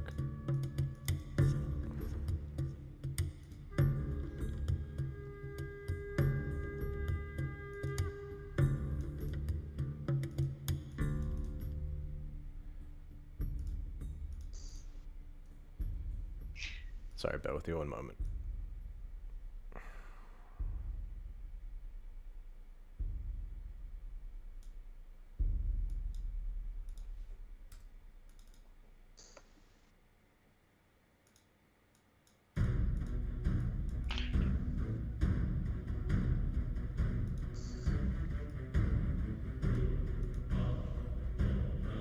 Okay. So, next up, Jason. Go ahead. Okay. So I want to do. Oh, I'm in the wrong thing. Oh, forgot to save. Okay. Alright, so I want to do 5, 10, 15, 20, 25, 30, 35, 40. Okay, so I want to move for my full movement of 40 feet, so I'm just behind him here. Go for it. But no, what I was going to ask is, as I'm moving on this side, can I like split up my movement and try and cut Skatinos out of the grapple? Yes, you can. It would be your action to remove him from the grapple, but you can do that. Okay, sweet. Cool. I'm going to do that then. So I'm going to So yeah, attack go twice ahead to and try make a grapple check. Yeah. Wait, a grapple check or a strength check? Athletic check. So yeah, same Athletic. thing. Sorry, make an athletics Sorry. check. Sweet, sweet. That is a. Oh god, that is a. Wait, that's a 9, not a 6. 9 plus 7. 16. It also rolled a 16. Okay. Defender wins, I think, isn't it? Is We it? just stare at each other. Let me double check that. I don't disbelieve you, Scutinos. I just don't want to. I want to make sure that. Yeah, no, of course. Because if it, I don't want to deny you that. Yeah. If I think it's if a scenario where a creature. Well, I know that if it was me trying to break a grapple, the time means that the creature remains grappled. I Yeah, think. yeah, and that's the thing. I've done this before as well. I don't know what happens when a third party tries to break someone else out of a grapple. That's a good point. Yeah. Yeah, I don't know that. But also, usually when it's that case, the person who is inside the grapple is also usually conscious. sorry, I lost you guys for a second there. What? we were just discussing the conscious grapples and not. It doesn't say what happens if you tie. You know what? Roll again. Okay.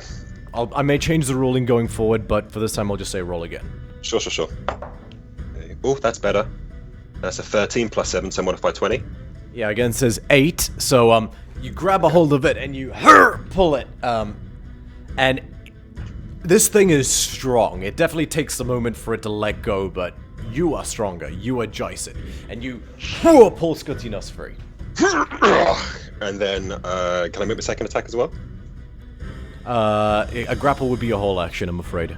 Okay, that's fine. But then I still want to move behind him, so we're flanking. You can do that, yes. Beautiful. I'll tell you what, actually, let me double check if that is the case, but I'm pretty sure grapple takes a whole action. No, because grapple is a separate action, and I chose to not do the attack action. I chose to do the grapple action, so that's fine. Yeah, he's just positioning himself for the next. Yeah. If you're able round. to make multiple attacks with the attack, this attack replaces one of them, so you do have your other attack. Oh, sweet. Okay, in that case, yeah, I'll just do one attack as I kind of like go through. I'll Right. use this with my nice little trusted spear. That is a 19 plus 7 to hit. Okay.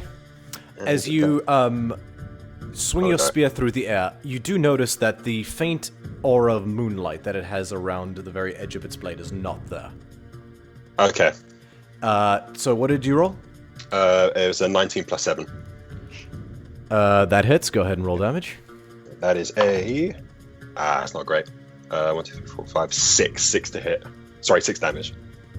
Casting. Okay. As you drive your spear into it, you do notice that its skin is tough. It doesn't do as much damage. Wait, let me double check that. I'm pretty sure. Nope, never mind. Talking out my ass. 6 points of damage. Okay, sweet. Hard to keep track of these things. I know. Just really quickly, Yeah? because I had to have the piercer feat, I can re-roll that damage if I want. Is that okay? Yes, you can. Sweet. I just want to do that one. So just the 6. So hopefully it's higher than a 2. Yay! That's 5 plus 4, which is 9. Nice. Okay, yeah. That's 9 for that attack, and then I'm behind him, and that's my turn. Very well. Thank you. And so, actually, to be honest, I was going to ask something, but I can't because I'm unconscious. So never mind. Okay. So, next up is Amalia. What about Calliope? Well, tell you what, that's actually fair. I will play Calliope. She rolled a natural 1 on her initiative order. Oh wow. She does have a +3 though, so she still goes before you, Amalia. Oof.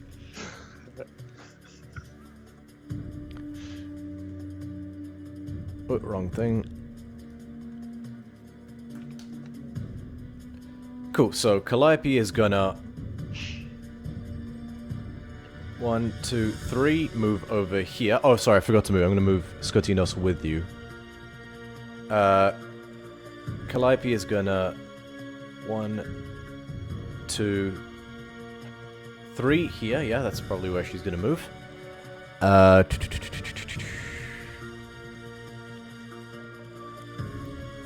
She will use her bonus action. Oh wow, she does not have that spell. Never mind. Oh wait, yes she does. She's gonna cast Healing Word at first level on Scutinos. Scutinos, you heal 8 points of health. Oh, it works. Well, she's gonna try. Actually, so she tries to duck and cover behind a tree. She will try to cast Healing Word on Scutinos and will succeed. What? Okay. She is then gonna make. She then How much did I heal? Sorry. 8 points of health. Sorry. Yeah, 8. Okay. Nice. Yay She for the then Lord. ducks out from behind the tree, and then she's gonna use Chill Wind Shot. The icicles form around her bow, and she fires it, aiming straight for this thing's face. You guys watch as the icicle arrow travels through the air. It seems to, at one point, just the ice just shatters, leaving behind an ordinary arrow, which will still make an attack. Is it with advantage because flank? It's with +2 because flank. I'm using that rule. Cool, gotcha. Because advantage for just flanking always seemed a little OP to me personally. But, Understood, yeah, understood. So it's +8 because of thing flanking, but she only rolled a 5, so that's a total of 13. But that misses. Unfortunately, it just kind of like nudge. It only goes surface deep and then falls out of the skin. This thing has much tougher skin than you anticipated. All right. Top of the initiative order. Oh, what about Amalia? Amalia. Hello. Oh, sorry. Amalia, proceed. Amalia, proceed. Okay, Amalia will move here, Yeah? and then I will produce an echo like 1, 2, 3. 3 boxes opposite Eslin. Okay. You concentrate and you think hard for a moment and you just will your soul to split like it does, like it's done every other time, and nothing happens. Oh, fuck, man. Oh, for fuck's sake. Okay. I will then take my little 2 axes Yeah? and charge forward and attack. Don't know how Okay. that's gonna go, but you know. Go ahead and make 2 attacks. 1.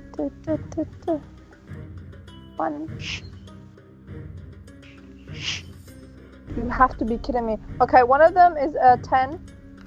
10 misses. Right, I'm gonna roll my dice now because yes. Okay, what is an 18 plus 8? 26 does hit.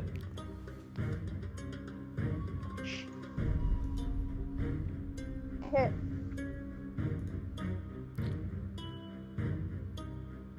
Did you hear that? 18 plus 8. Yeah, I said Yeah. 26 does hit. Did you... So that was the second attack. Cool, so go ahead. So this is the hand axe, right? This is your offhand... Oh no, sorry, this is your second attack. Are you dual wielding? Uh-huh. So you get 3 attacks, so this is the battle axe. Go ahead and roll damage on the battle axe. Battle axe.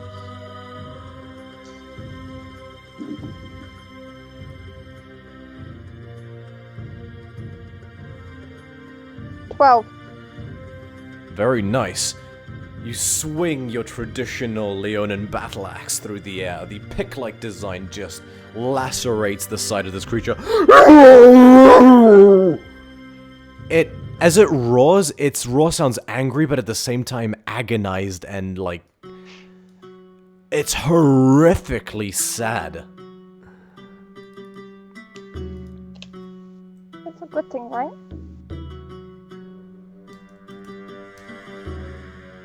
Cool. Are you gonna make a third attack with your hand axe? Yeah, might as well. Go. Oh wait, sorry. You could use your bonus action to try and summon an echo, so you can't do that this turn. Sorry. Okay. So unless you would like to move any further, that will be your turn. Well, because I moved forward, can I move back? You can. So you move forward, then you move back a couple steps. It will take an attack of opportunity against you.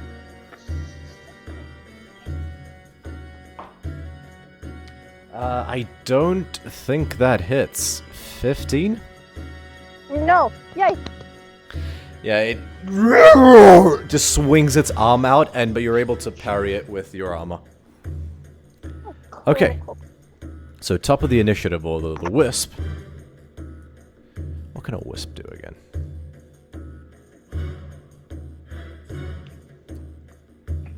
You can change your fate. What would you do if you had the opportunity to change your fate? I fucking love Merida, honestly. But there are those who are dead. Alright, the Wisp is gonna...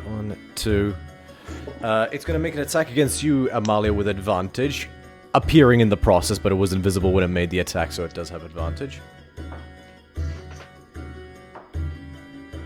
Natural 19 for a total of 23.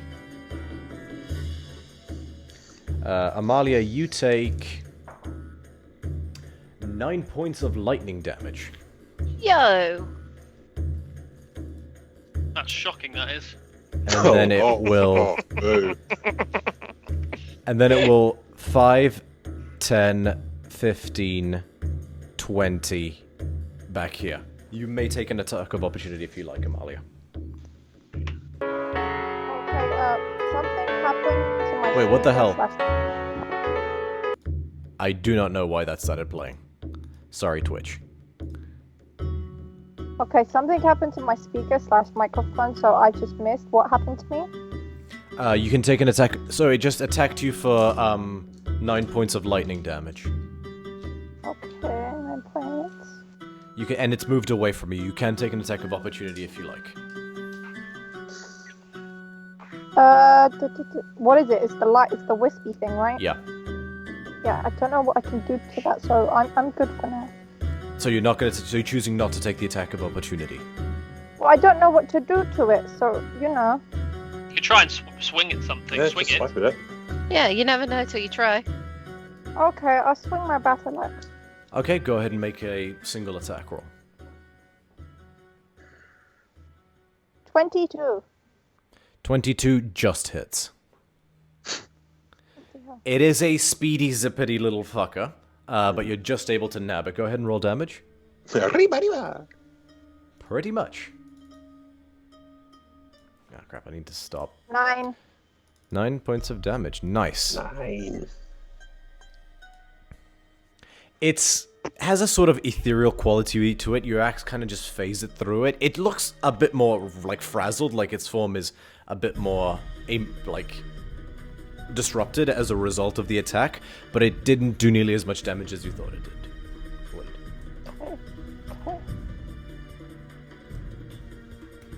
Okay. End of that. Worst Rider is gonna... So, in an almost like... It whips around looking at you, Jason. It's gonna make 3 attacks against you, Jason. Mm-hmm. Let me just... Yep. So. 18. Misses. Cool. 10, I'm guessing, doesn't hit. Yeah, misses.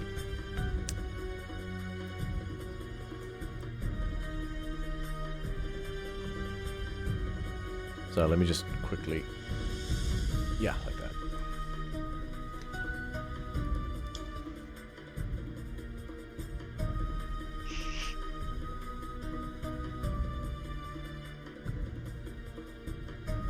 Yeah, that's all it can do.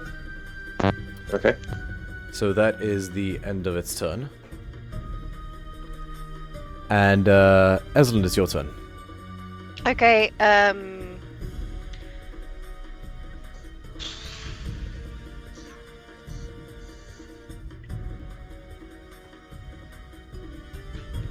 Okay, disengage, Okay.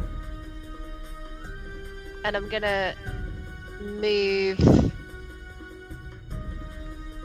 by Calliope, Okay.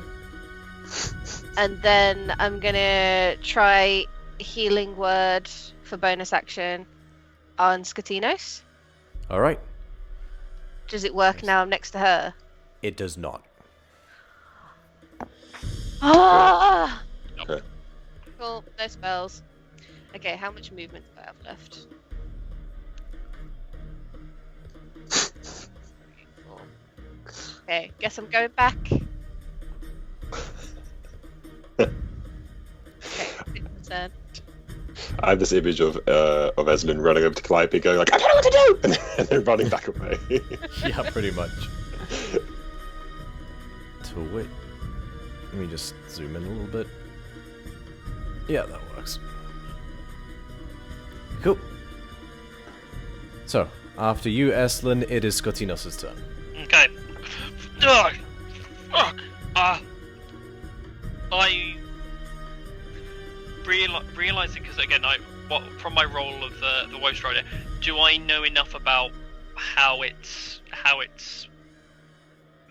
like do I know how? Like, because I think I know what if it's the creature I'm thinking of, that's based off the Lovecraft story, then it's the equivalent of its. Yeah, so I think I know Make where a the- separate Arcana check. Okay, cool. Because I think This is I going know to be a what's much higher going on. DC.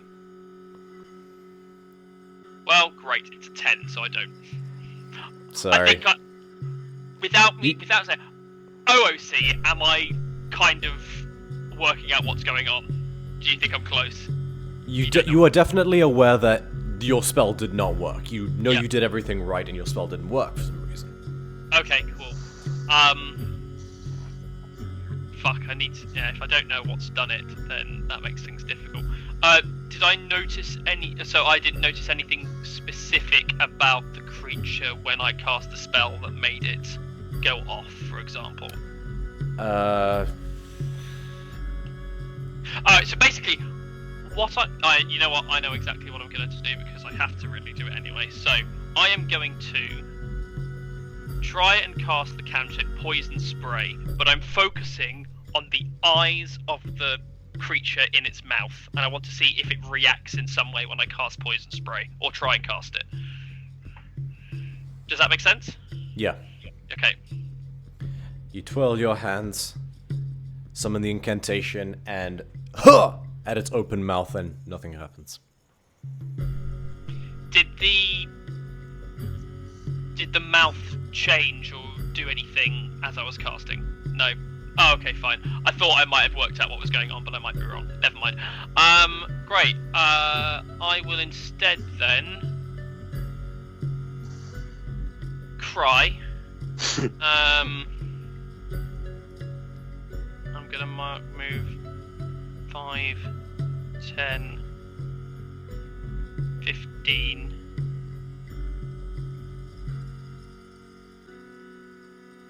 It will I can't- take I can't- Oh, no, wait. I'm still within range. No, of it, it's yeah. not its turn. It's... Because it already took an attack of opportunity since Amalia's turn, so it doesn't get its... Oh, no, wait, because it's used its turn again already, so it does take an attack of opportunity. I'm within the spray. Oh, okay, sorry, yeah. That's fine. I'm not disengaged. I'm not disengaging from the combat. I'm trying to see whether or not I can get. Yeah, I want to do a bit of investigating regarding spell casting. And in fact, what I'm gonna do, I don't want to waste these sorcery points, but to be honest, if I can't cast spells, then it's not gonna make a difference. So what I'm gonna do is I would like to use 2 sorcery points to convert a spell into a bonus action. And this time, I'm going to try from where I am instead. No. 5, 10, 15, 20. From here, I am going to try and cast the same cantrip and Poison Spray at the back of the creature. You twirl your hands in the air, recite the incantations, grit your teeth, and the spray erupts from your hand. Okay. Right, okay. I think I know what to, yeah, okay, cool. It's a Constitution saving throw. Right. That's a natural 1. Marvellous. I will be very happy to give it 2d12 poison damage. And oh, Go for does it. that roll appear in the chat? Because I just rolled 19 poison It damage. does. Yep. Yeah. Very nice. And I'm going to shout. Don't let it look at you when you cast. It wasn't looking at me though when I tried to heal you. Oh yeah. But it was looking at me, and you were trying to heal me. I don't know. Okay, well, I feel like Casinos would go like, oh, okay. Cool, that's my turn.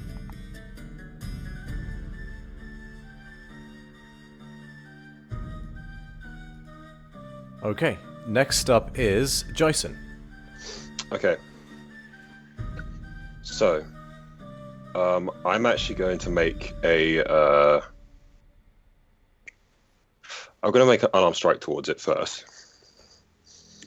So it does a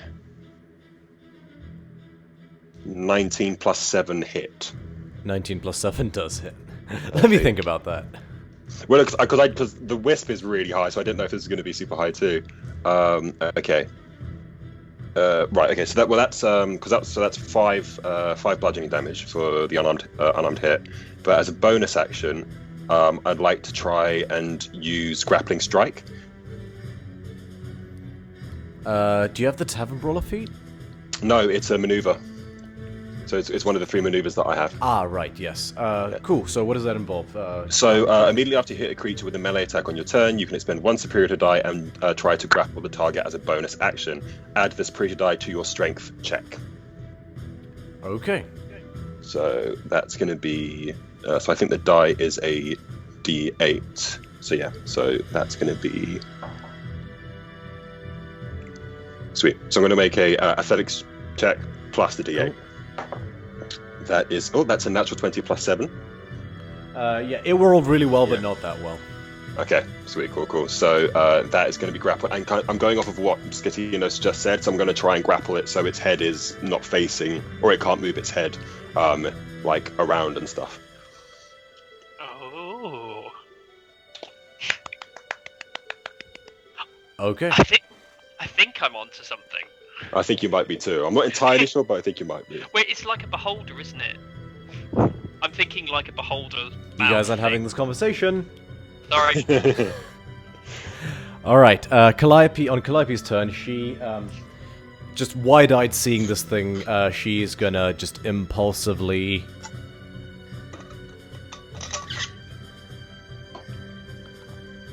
what is she gonna do? She'll just do a regular old chill touch. How does grappled work as well? Does it have anything against it, or does it just need to make strength checks after its turn? It can use its action to try and break the grapple. Okay, cool. Okay. So, chill touch... Why is it saying +3 instead of +8? I think I fucked up the whole Lampad parentage thing, so it's meant to be +8, so she'll just do a regular attack roll.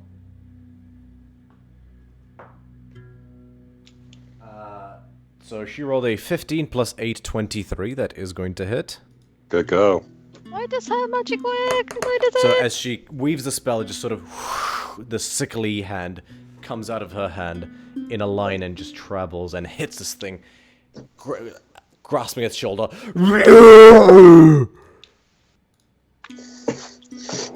I have a theory too.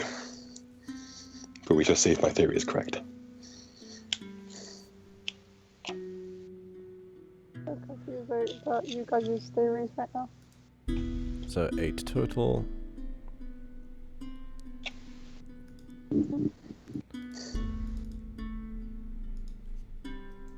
Cool. Amalia, your turn. Okay, let's see what I've got again. I am here. Okay, I will move here. And I will slash with my battle axe. Cool. Go ahead and make 3 attacks with a +2 bonus because you are flanking. So add 2 on top of everything else you roll. 2 hit, not damage. Okay. First one is a 19 plus 8 plus the 2. That definitely hits. And then I will roll 2 more. 17 plus 8. That also hits. And then 13 plus 8. That also hits. Okay. And then rolling damage. How many do I roll? 3? 2 d10s and 1 d6, and then add your strength modifier to each one. 2 d10s and 1 d8. D6. Hand axe. D6. Sorry, 2 d8s and 1 d6. Because you're using it in one hand. Sorry. Okay. 2 d8. Alright, one of them is a 13. Cool. The other one is a 12. Okay, so 25. And then the D6 is a 6. Whew! You are a fucking whirlwind, just you spin your axes in 3 times in quick succession, each time just making a bigger and bigger, on the same place, just a bigger and bigger opening on it. And it looks...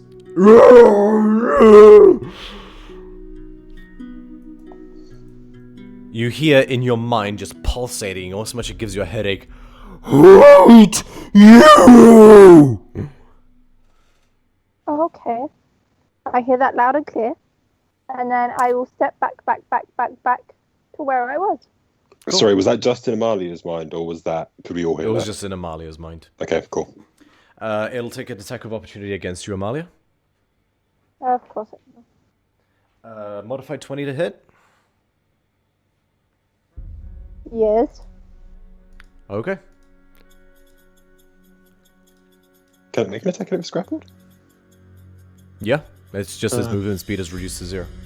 Oh, damn, okay. Oh, I'm thinking about restrained, I think.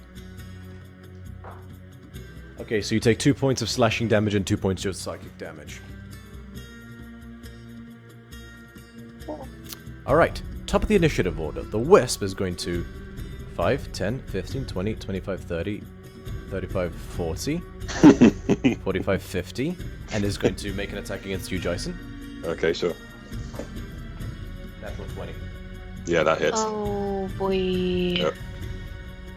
So you take...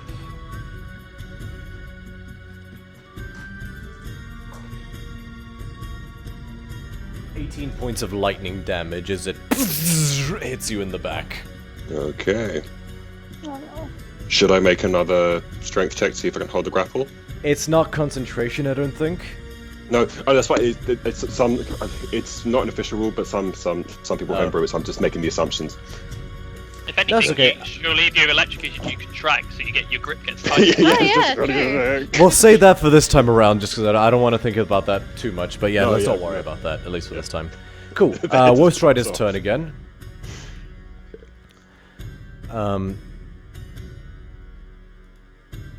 How smart is this thing?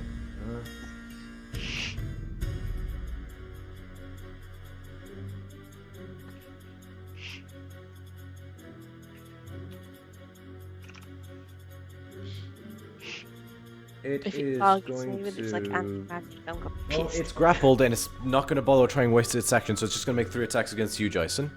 Okay.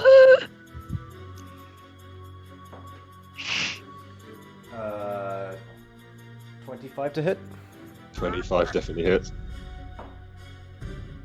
27 to hit. Sorry, no, 26 to hit. 26 definitely hits. Cool. So it's gonna... 2 massive clawed hands are gonna grapple you. So you take... 5 points of... Sorry. Oh, Amalia, add... Add 4 damage to what you took. I rolled wrong. When it hit you. Okay, I'm quite confused, but okay, if you say so. I forgot to add its modifier. So you take 6 points. Sorry, you take 14 points of slashing damage, Okay. plus an additional 6 points of psychic damage, and because it grapples you, it's gonna and make a bite attack against you. Okay, sure. Oh god. 21. Yeah, 21 definitely hits. Okay. So you take...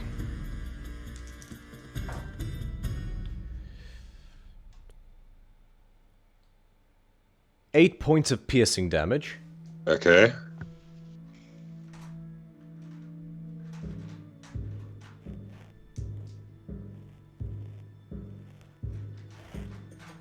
Plus Oh, fuck. 13 points of psychic damage. I'm unconscious. Fuck! What?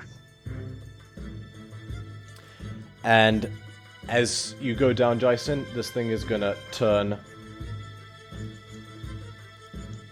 It's going to move here just to stand over you, and it's going to turn to face all of you. Okay. Is there? Sorry, can someone turn my thing 90 degrees? Because I don't know how to do that. What, Oh, like you- lying down? So if you select your token, press and hold shift and then use the arrow key and it rotates you. Oh, sweet. Oh no, that's the wrong one. Nice. Thank you very much. Yeah, it's going to just Nice. take a couple steps Oh, back, so it's just As looking it at all of does you. that, can I use my reaction before it turns around to do I have Warcaster? What am I thinking of? No, I don't have Do I have Warcaster? Why don't I think I have Warcaster? I don't, but I'd like to use my reaction to headbutt the fucker. Okay, go ahead and do that. So you guys just watch as this thing just wails into Jason and fucks his shit up. 18 to hit? 18 misses. Yeah. Fudging Nora. Yeah. I do know... Oh, I did have Warcaster. Never mind. I headbutted anyway. I was like, I sure I had Warcaster, it's just at the bottom. Cool. Alright. Very well. So at the end of that, Esland, it's your turn. Ah! Cool. Right. Let's try what I'm thinking of. So I'm gonna run straight forward towards Straightforward? my buddy. Very well. Yep. Excuse me while I so I want to give him my healing potion. So would that be an action or a bonus action? It would be an action to pour it into his mouth. Drink this fucking potion, thank you. It's I think it's just a 2d4 plus 2. Bear with me. Mm-hmm. Oh no! It's a 1. So that's a whole 6 HP for you. Okay, 6. Okay, cool. I'm so useful today. Oh god, it's just gonna fuck me up anyway. I know. So is this action or bonus action thing? Bear You with me. pour the potion into Jason's mouth. It's and not magic nothing though, happens. right? Oh shit. Okay. I thought healing potions weren't magic. Are they They're a magic? magic item. Oh, for fuck's sake! It's just like the image of Espen just doing it, nothing happening, and then that exact conversation happens. Ah! The Woe Strider just says, "They're a magic item." yeah, the whisper, the one, the striders just start cussing around. No, I was gonna use my shield and but it's an action. Okay, can I want to stand, can I, I've still got some movement. Can I stand in between Jason and this?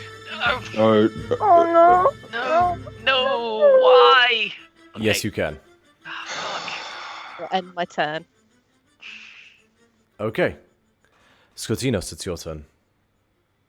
While yelping and wincing in pain, I'm going to say, not while it's looking at you.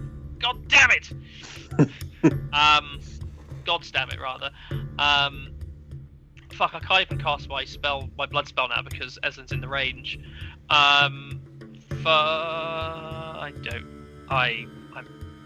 That's fucked me up. Okay, right. I'm gonna cast. And the problem is all my spells are blood spells, so I can't affect the wisp at all. Because they're all blood related spells, and I'm pretty sure a wisp doesn't have blood. Right, okay. For the purpose of trying to stop this thing looking in the right direction, I am going to, once I've moved into here, I'm going to cast Blood Extraction from where I'm standing. Okay. And I'm going to try and create a sphere, 20-foot sphere, and I'm going to try and put it over its hind part and see if it works. Okay, draw the sphere. Okay. Wait, is that right? Or is that seems too big? You cast it, which within 20 feet of the orb. Yeah, so it is that. That is the size of it. Like, put it on the creature, like where you would cast it. I want to try and avoid its head because I don't Okay. trust its head. You summon this red mist, and it takes effect, and it does seem to affect the creature as it sort of, this red mist siphons into its wounds. What is it, a con save? It's not. Well, it is, but it's not yet. It's at the end. Oh, at the end of my turn. So it will be at the end of my turn. It needs to make a Constitution saving throw. Before the end of my turn, however, I am now going to use another 2 sorcery points to cast another spell as a bonus action, and I'm going to cast Gore Spike. So that's also a Constitution saving throw, which happens first, and then Constitution saving throw afterwards for the Blood Well. Very well. Hang on, wrong thing. A total of 11 on the con save. First one, he fails, and he takes... So it's at the end of your turn that the gore spike thing happens, or extract No, blood. that extract blood. Yeah, let me get that one as well. Yes. So at the end of my turn. Okay, so I roll a second anything one which- now. That's right. Yeah. So it's taken the damage for the first thing. So it takes 14 necrotic damage from Gore Spike, and then It rolled a 18 for the second con save. it passes that, so it will take half effect of this, which is. Wait, sorry. On a failed saving throw, on a 6 it takes half damage, so 3d6 necrotic damage first. That's just a 1d6 it's rolled, so I'll roll that 2 more times. 4 and 1, great. So that's 6 half damage, so it takes 3 more necrotic damage. Okay. So 14 plus then the 3 from that, so for 17 necrotic damage. It gives a high pitch as you seem to just draw this black blood out of it, and as the blood joins the swirl of the cloud, it sort of slowly, like almost like ink dissolving into water, turns red as well. I'm just going to double check that it does affect the wisp if it has blood. The wisp does not have blood. Thought it was worth checking. Cool, that's me done. Okay. Jason, roll a death saving throw, please. It's a 6. Alright, that's mark off 1 death save.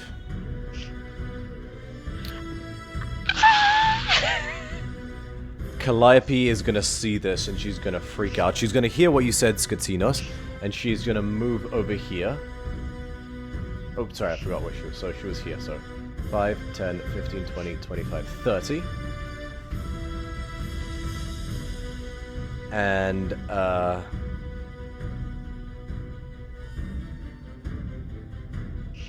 I think she would have seen the healing potion have no effect, so instead she's gonna point to right next to the Woe Strider, and her eyes roll back. This black speech just comes out of her mouth as she casts Summon Underworld Guardian. Her eyes glow white, and a giant vortex that and as you look through it, you see a graying wasteland, and through it steps a 2-headed Cerberus. Fluffy! Do that? Yeah, We've seen it once before. yeah, she's done it once before. Oh, I am looking at the wrong page.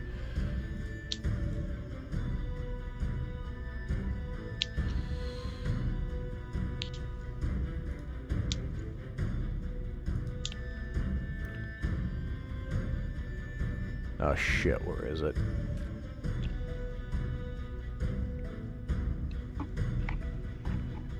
Yeah.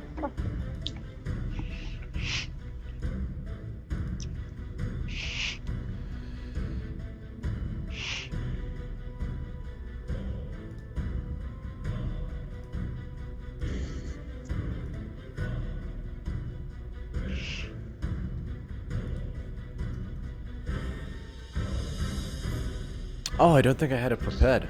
I'm sorry, this will only take a second.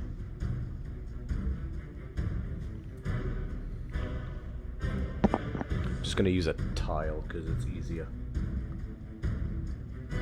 Actually, no, it's probably not gonna be easier.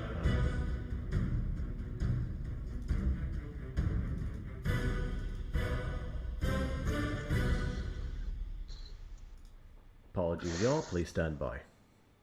How's everybody doing? Good, good. I'm fine. Eslin's having an existential.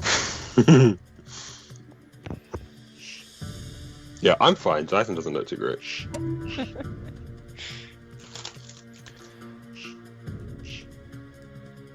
That thing fucked my shit up. It did indeed. Uh-huh. And Eslin's about as useful as a paperweight right now.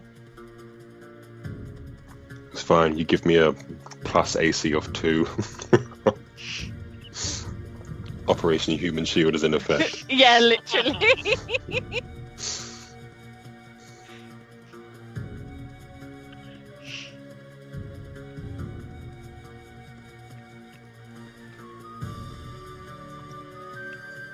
Okay, so she summons the Cerberus.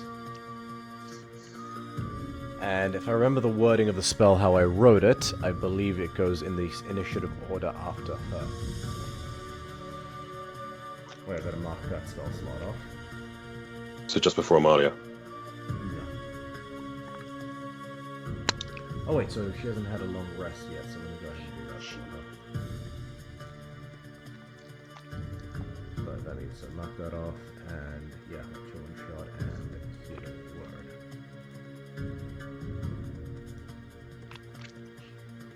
Oh no, it has its own initiative.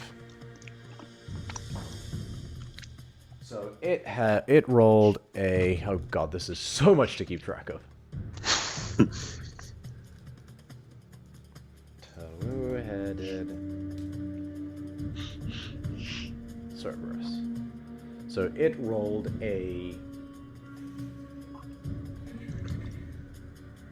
11 on its initiative.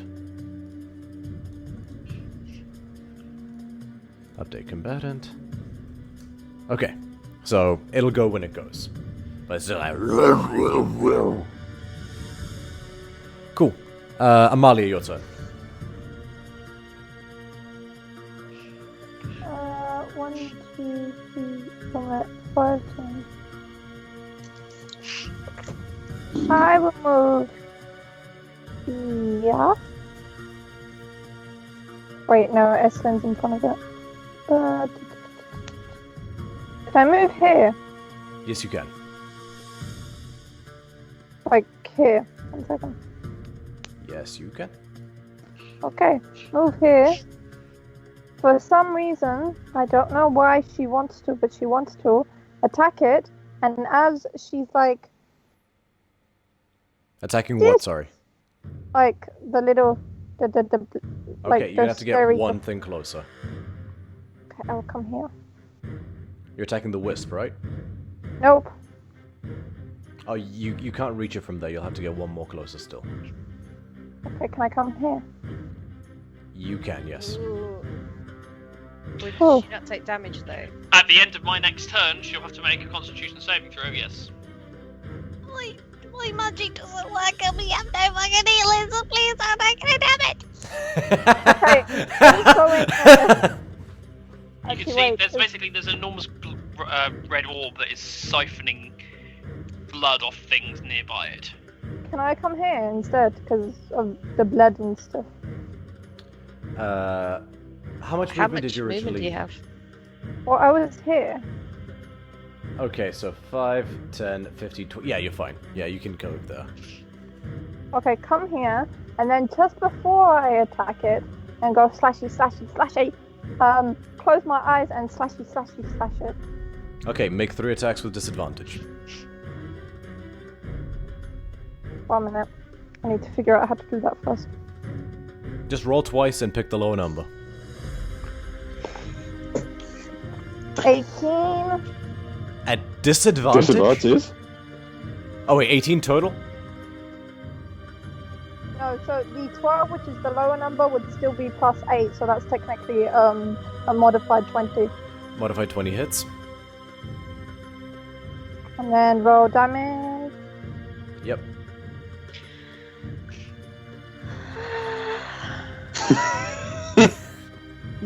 $12. Very nice.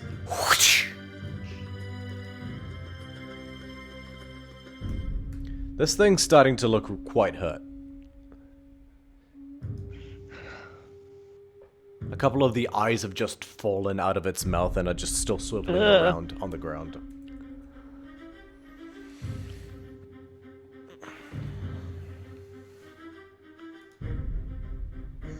Can you stomp on the eyes or no?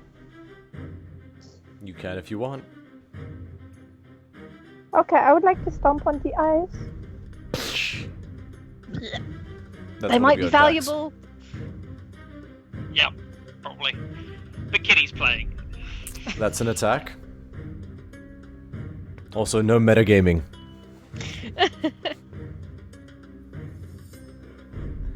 Well, what do I roll? You got one more attack. No, you don't roll anything. There's no roll to just squish an eye, but you used one of your attack actions. So you got one last attack on your bonus action. Can I slash it again with my battle axe or no? Yes, you with your hand axe at this point. Okay, the hand axe will do.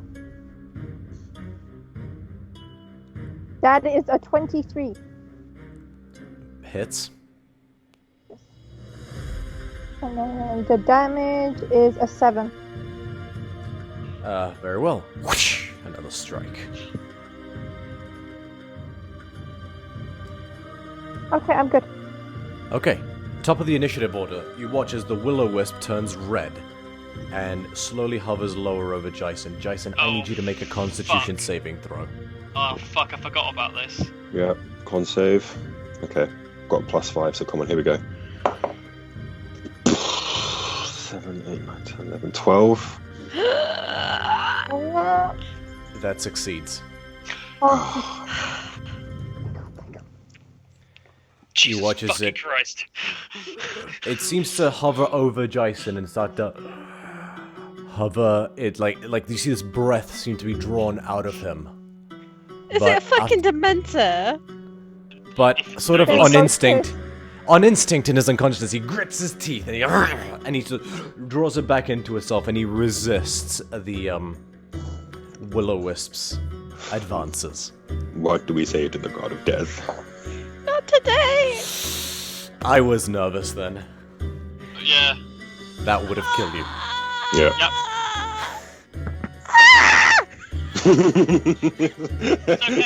As the wisp is coming down, Eslin is just slowly getting a higher pitch. I am having the best night tonight. that's too mean. You incapacitated the cleric! Took away my spells, man! Alright.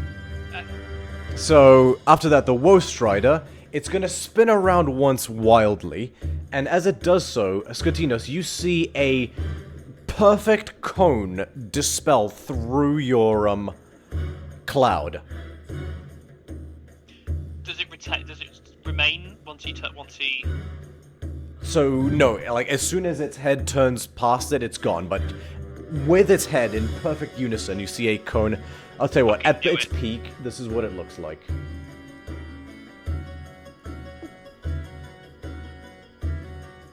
So, that much of the cone was dispelled. If you can see that bit, let me just. Yeah, it's the entirety of the sphere. If he does a spin, the whole sphere ceases to exist. Oh right, okay. In that case, you Actually, wouldn't have it seen can the cone. It can change, like, at any point. Oh, like, sorry, I dispelled where the it's sphere. facing. Well, no, so, yeah. What? Do you mean that when he looks around? Oh, fuck! I'm just drawing stuff. Sorry, don't mean to do that. I'm.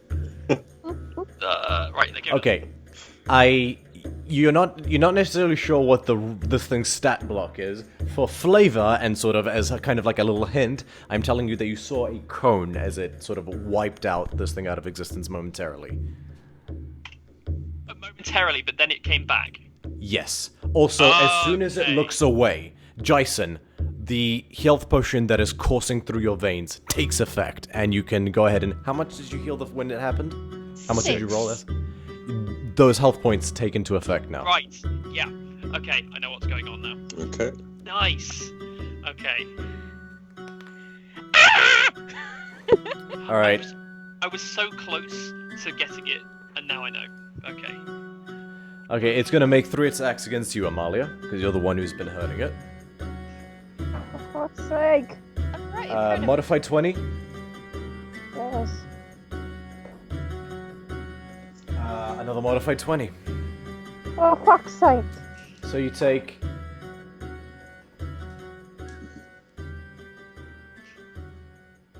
15 points of slashing damage plus 5 points of psychic damage, and as it wraps its arms around you, Amalia, and it wraps its mouth around you too. That's cocked. 19. Yeah. I don't like Okay. this. I'm so scared right now. Don't smile like that, that's evil! Yeah. So, you take...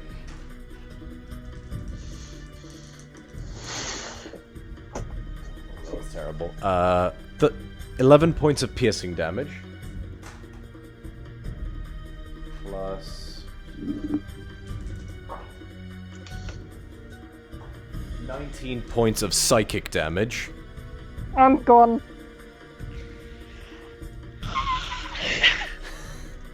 It would be fine if our healer wasn't right in front of it.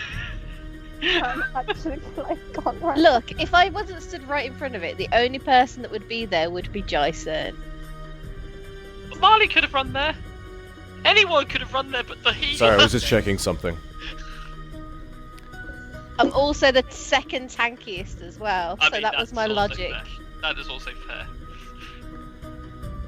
Oh, sorry, wrong one. Okay, cool. That will end its turn.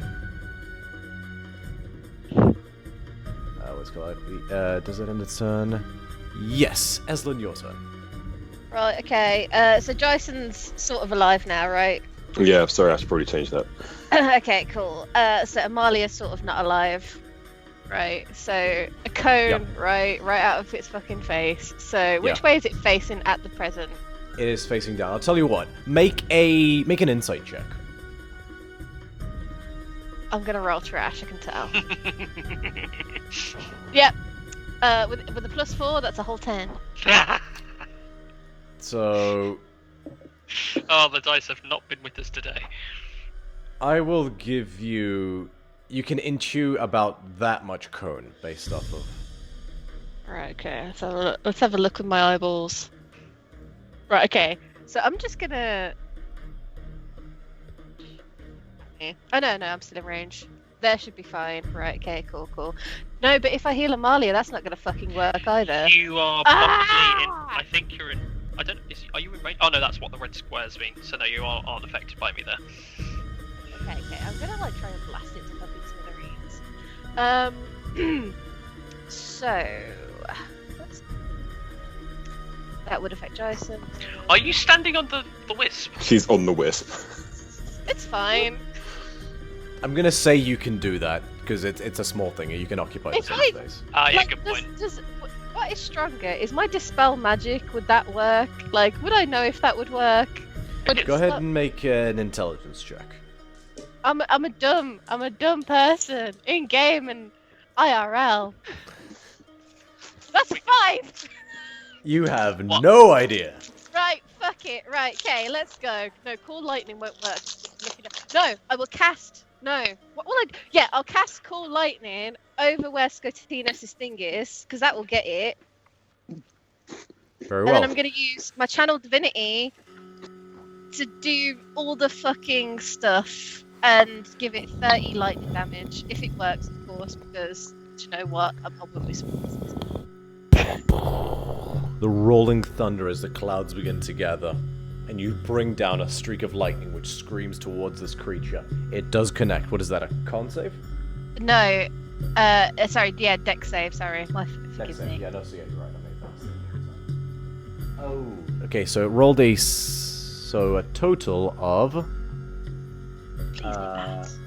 18. Okay, Wait, sorry, so I'm it's- looking at the wrong creature. Still 18, sorry. Oh, so it still takes 15 lightning damage. The lightning racks its whole body. It's looking pretty rough. Cool. 15, you said? Yeah.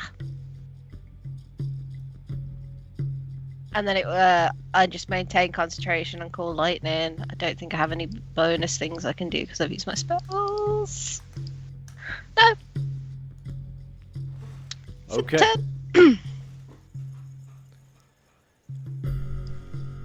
Very well. After that, Skotinos, it's your turn. I feel like Skotinos is wandering around like Shepard does when he's towards the end of the third campaign. He's like choosing the last option, so kind of like limping, injured, and pissed off. And he's gonna move into his own sphere because he's not affected by it when it goes off. And he, with both his hands, he's going to. Well, actually, yeah, he's going to take out his ritual dagger and he's going to stab both of his hands, using 2 more sorcery points to use another bonus action to do this. And I'm going to conjure 2 more poison sprays, one of which is a bonus action, one of which is a normal action, and I'm going to aim directly for the creature's taint. Okay, so that is... I never roll well on these. That is a 10 and a 9. Okay, it fails both of those, and it will take 14 plus 12. Those are 2 tasty rolls. So that is a 26 points of poison damage. Woo! Let me just double check something. Okay, good. It's not immune to poison. Got it, because I would have felt silly. I would have been pissed. Yeah. 22? I don't think 20. No, it's 12 plus 14, so 26. Okay. And at the end of my turn, it needs to make another Constitution saving throw because it's still in the thingy. Sorry. No, that's a 10. Okay. Should I roll the 3d6 or the 3d12? 3d12. It's pretty clear 3d12. This thing's looking Okay. really hurt. Another 16 points of necrotic damage. How do you want to do this? Okay. Right. Sort of as I kind of like limber up, like for the first time the smile in combat is completely gone from my face, and it's just like the blood red pinpricks of his eyes are now almost fiery as he wrenches and pulls out the poison, sort of like thrusts that directly into the back of the creature as it sort of like screams out in pain as it's more opens up. From the back of its head, the blood just gets wrenched out through sort of like a gap in its spine and coagulates in the orb. The creature drops lifeless, and I regain some health as a result of that. I regain 1d6 temporary hit points. Does that spell say anything about the kind of blood? No. Does it have blood? It does have blood, but it's like black tar as it comes out. It doesn't say anything. Okay, then rules is written. Well, Rules is written. Cool. I regain. Cool. Well, at the end of the spell, I'll regain 5 temporary hit points. But yeah, I kind of like to let the creature drop, and I just sort of roar out in a much more primal roar than I've done so far. And as my concentration drops on the blood orb, the Iska sort of like seeps into me, and I feel that you can kind of see the blood kind of like shooting through my veins and like the colour being a bit off for a brief moment before it goes back to my familiar pale expression. And you do. This is the first time, so you guys have always been unsettled by Skotinos. This is the first time you've been truly frightened.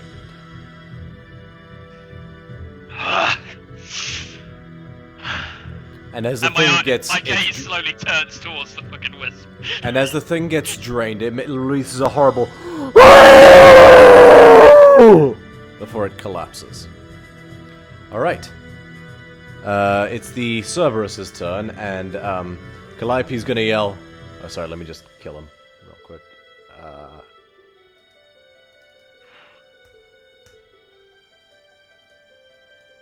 This used to do a thing where... Oh, yeah, that's right, that's what you do it. Now I know. Cool, so it is... Hey! Nice. Calliope yells, pointing at the wisp, "Sick 'em, boy!" And this thing's gonna run up, like, leap onto your chest, Eslin, and it's gonna make two snaps at it.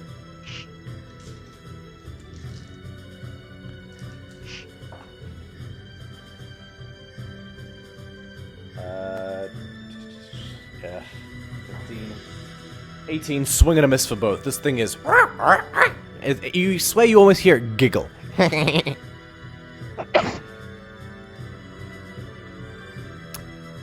Jason, your turn.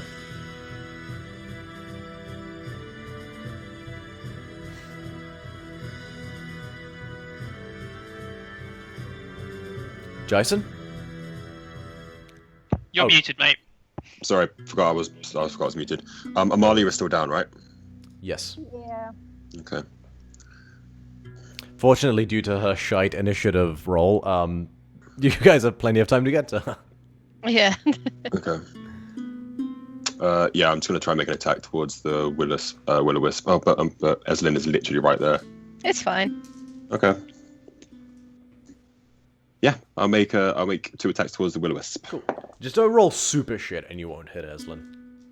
That's a Natural 17. Misses. Sweet, and second attack is a... Yep, no, that's less, so... You definitely feel the breeze of the sword go across your head, Eslin, but no, it doesn't connect. I'm still coming to. Give me a second. Cool. Calliope's turn. She is going to... Oh wait, this thing doesn't have a cone anymore. Let me just get rid of that. Cool. So Calliope's going to rush 5, 10, 15, 20, and she's going to cast Cure Wounds on Amalia. So, Amalia, you regain... It's just a first level Cure Wounds. Oh, sorry, 7 points of healing. That's fine, that's fine. Cool, you are conscious. And as a bonus action, she's going to inspire you. She's gonna say, you get knocked down, but you get up again. No, we're gonna keep you down. I thought you said that as a bonus action, she was going Expire. to expire. Same. You was like, So did I. hey, you up, bring you up, bring you Yeah, down. just collide. So now you're picking me up, and then you're Straight face. putting me down. Da, da, da, da, da. I don't know what the rest of that song goes like. Amalia, it is your turn. Okay. I will. What are we attacking? The Wispy Wisp? Yeah. Everyone's just going to beat on Eslin at the moment.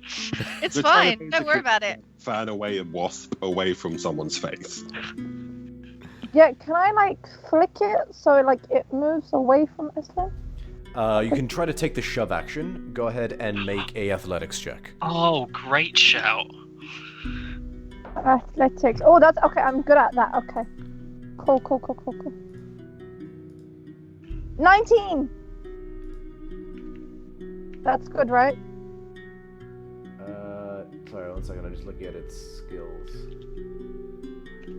I'm pretty sure it's not physical, right? Little flick. It should work. Yeah. Actually, yeah, that's a good point. So you reach out to it and just your hands just pass through it. think if... Oh, never mind. No, that's metagaming. Never mind.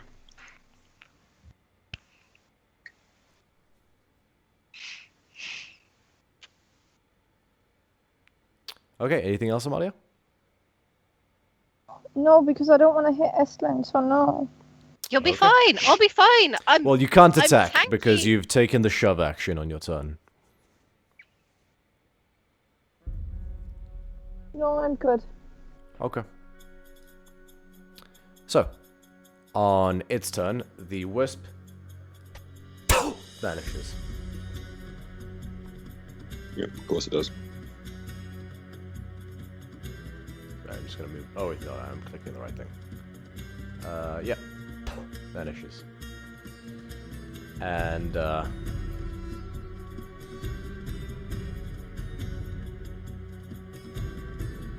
so you both Jason, both you and Eslin hear like it's aura sort of sound getting further away from you towards like the west. So you guys can make opportunity attacks at disadvantage. Okay.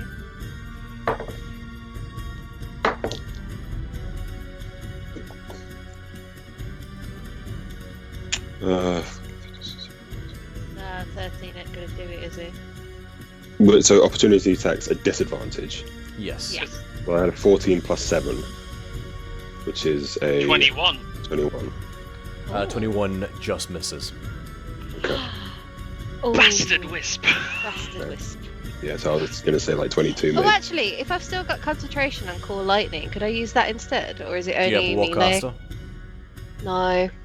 Then sorry, it's only melee. Okay, Amalia, you would have been close enough. You would have been in melee with it, so you can also make an attack of opportunity. And in fact, because of the way it moved, Calliope also gets one with her. Sorry, wrong button. Calliope also, I think, gets one. Does she have a short sword or something?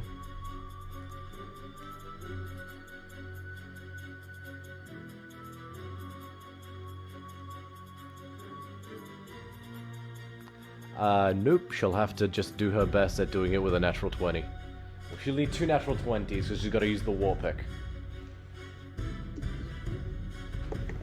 She has no mod, she has a negative modifier on the war pick. Because she has no strength. Yeah, but she has so much dex and like She and rolled stuff. 230. Yeah, war pick is not a finesse weapon, strangely enough. Yeah.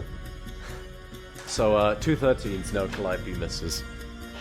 I rolled a 14. Alright. Tell you what, for the 14 misses, sorry Amalia. For the purposes of res video, I'll say it's not so much out of combat, but you guys can just take all your turns at the same time now. What are you guys doing? Oh. Is it undead? You don't know. Oh, okay. I'm gonna go over to the creature that we've just felled. I'm gonna take out my dagger, and I'm going to open up its maw. Any of the eyes doing anything? No, it's fine. I'm still gonna cut out a few of the eyes. There as is no, trophies. there is no need to cut them out. You go with your knife and they just fall out. Gross. Like marbles out of a bag. Pretty much, yeah. So he's still attacking this wisp, Shiny, yeah? squishy, rubbery marbles. If you said we're taking our actions at the same time, can I hold my action? Yeah. So when it arrives, or next time we see it, as long as it is within... Yeah, I'll say within 20 feet of me, I'm going to hold my action, and then when it arrives, I'm going to use my charge to do Branding Smite. Cool. Anybody Uh, else? Guiding bolt. You got a hold guiding bolt? Yeah. I don't think it's coming back, and also I'm in a bit of a... I'm not fully there.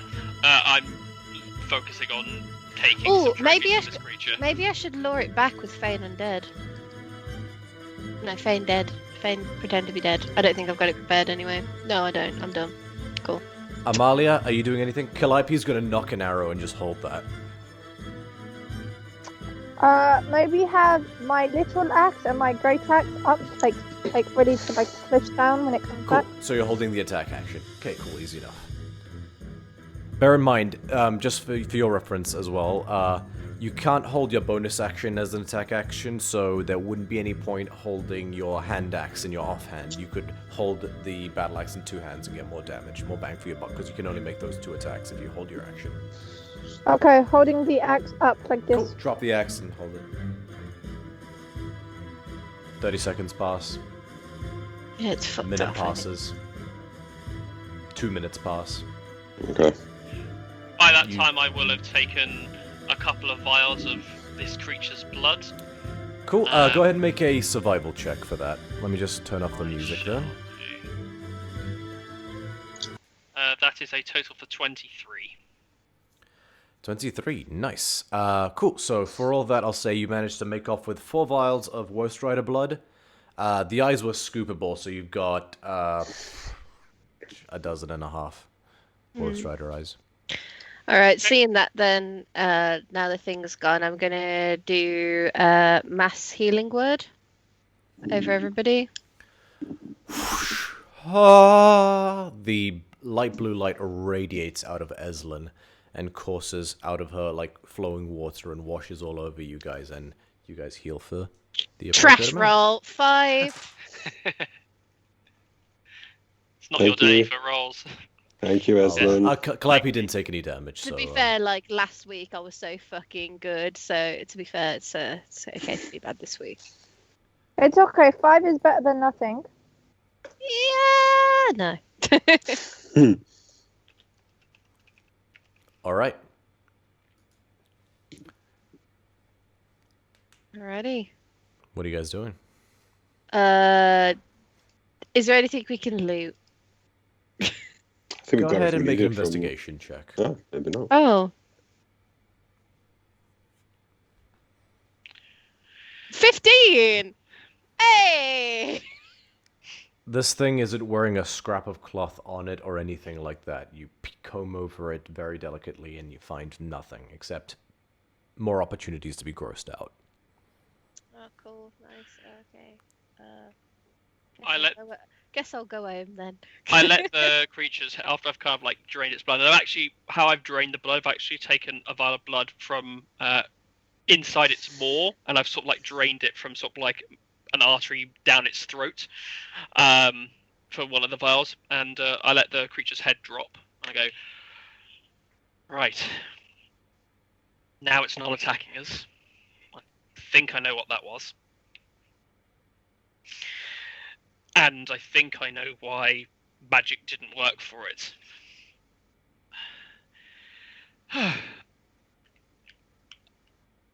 You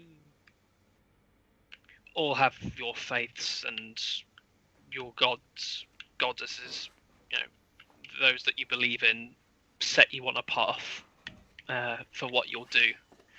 Farika has set me on a very specific path for unraveling mysteries and solving puzzles, to say in some way.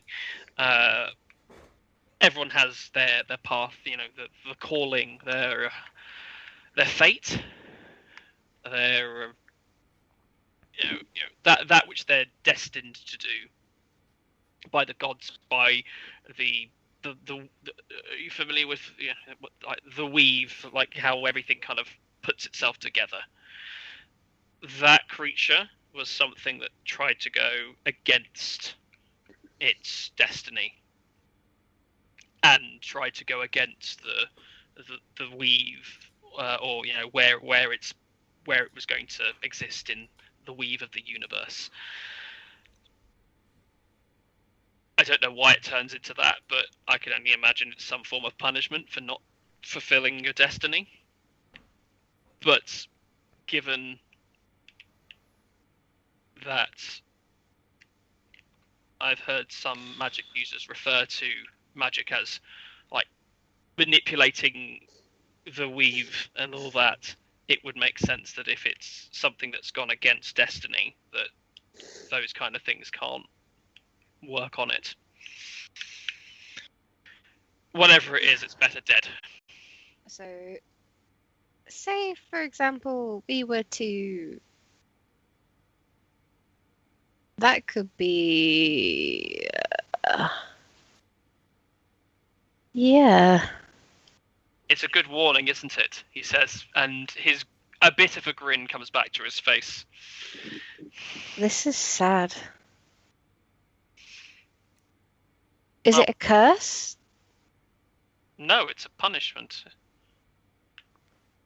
With his knowledge, I will allow Eslin or Scutinos to do another, or Calliope as well. Do one for Calliope. A religion check. Natural 20 plus 3. 14 total for me. All right. So, with his guidance, Eslin, you recall a bit of information you read very long time ago. Tales of woe striders have cropped up every now and then in the fringes of mythos. They are indeed formed from the souls of those who've broken the bonds of destiny. Over centuries, these cosmic blasphemers transform into hunched, long-limbed horrors. They are sadistic. The very few legends they tell of other heroes that came before encountering them describes desperate, crazed, craven creatures seeking ways to reweave themselves into the tapestry of destiny. They search for answers fervently within the bowels of other beings, performing murderous haruspicy in pursuit of their discarded cosmic purpose.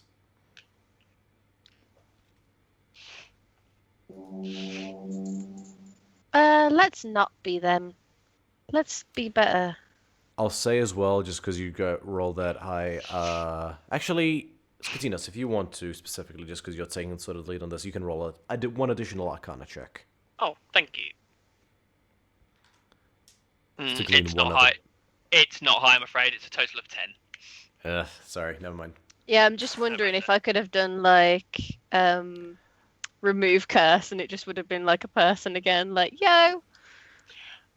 You get the sense this is probably beyond your skill level. Yeah, To I did remove. hope. I did hope that just in Like case. putting salve on a tumor as a... Oh, I do not like that metaphor. Thanks.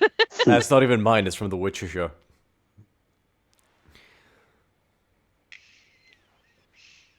Cool. So, what are you guys doing?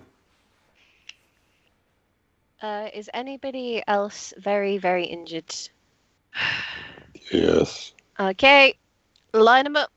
Let's see if we can do any better this time.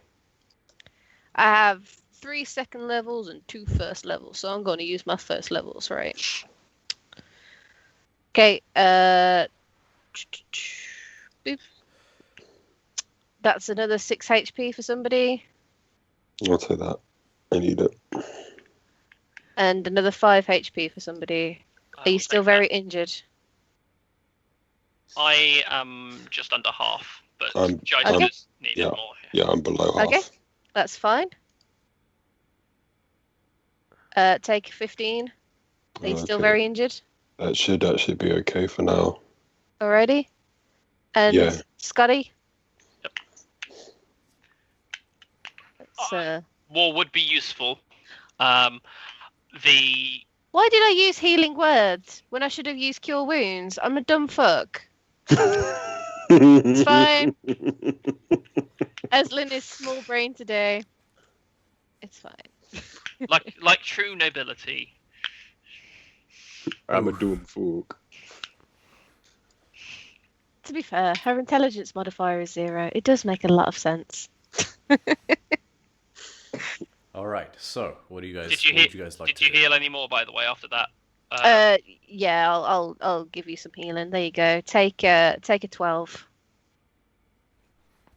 Oh. Yeah, I heard that. So we're at the lake. Yep. Yeah, if you guys press on forward, it would not take you very long, less than an hour, to eventually reach a beautiful lake that is framed by waterfalls that just cascade from the mountain. They seem to erupt out of the middle of the mountain, which suggests subterranean waterways. But it is incredibly serene sight with apple trees and other beautiful Mediterranean-style foliage that sort of cascade off of the rocks, which perfectly frame this crystal blue water. So, if it's subterranean water, can I just go in and have a look around? It's going to be a hell of an athletics check to swim up the waterfall, but you can certainly try. Oh! No, I thought you meant like... I could... No, I'm done. You're a triton, not a salmon. I am a salmon. To be fair, I did always wonder if I should have made her slim pink, but now we know. Isn't there like an actual fish race that you can play, like low clap or something? Low Cantha. I Yeah. will say that there are enough in my world, at least in my version of Theros, there are enough variations in how Tritons manifest that Eslin, if you had like an altar spell or something, you could conceivably make yourself pink. Yeah, boy. I like her blue though, but yeah. So yeah, the way I'm Pink with doing white hair would be Tritons- sick. The way I'm doing Tritons is a little closer. It's not quite there, but a little closer to Davy Jones's crew from.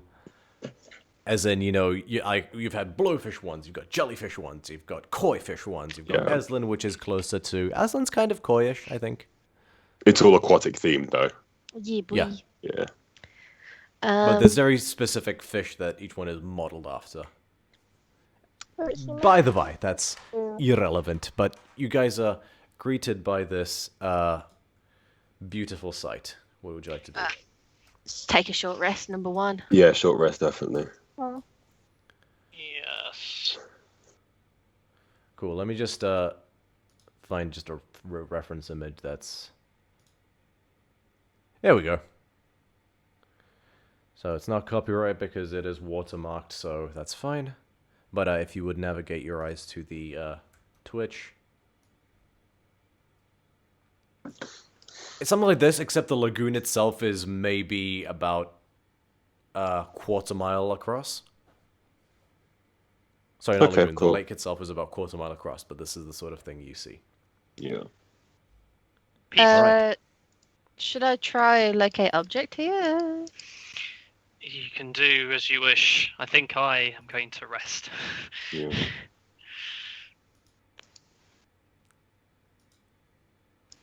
Ritual cast locate object, please, and thank you. Cool. How many You hit sit die down. can you use in a short rest, by the way? All of them, You I can- think. All of them if you want. If you want to, you basically could pick as many as you want. Oh shit, I should have saved my spells. It's okay because we didn't know what was going to happen next, so it's fine. True. You can Um, ritual cast locate object, right? Oh, good question. I thought I could. Also, if I we're taking cannot. Sorry, go on. Cool. Oh. Oh, by the way, mark off an additional spell slot then, because you did cast it earlier and you said it was a ritual. I did. I'm done. Right. If we're taking a short rest, can I be cheeky and use my second wind as a way of regaining HP and then do a short rest?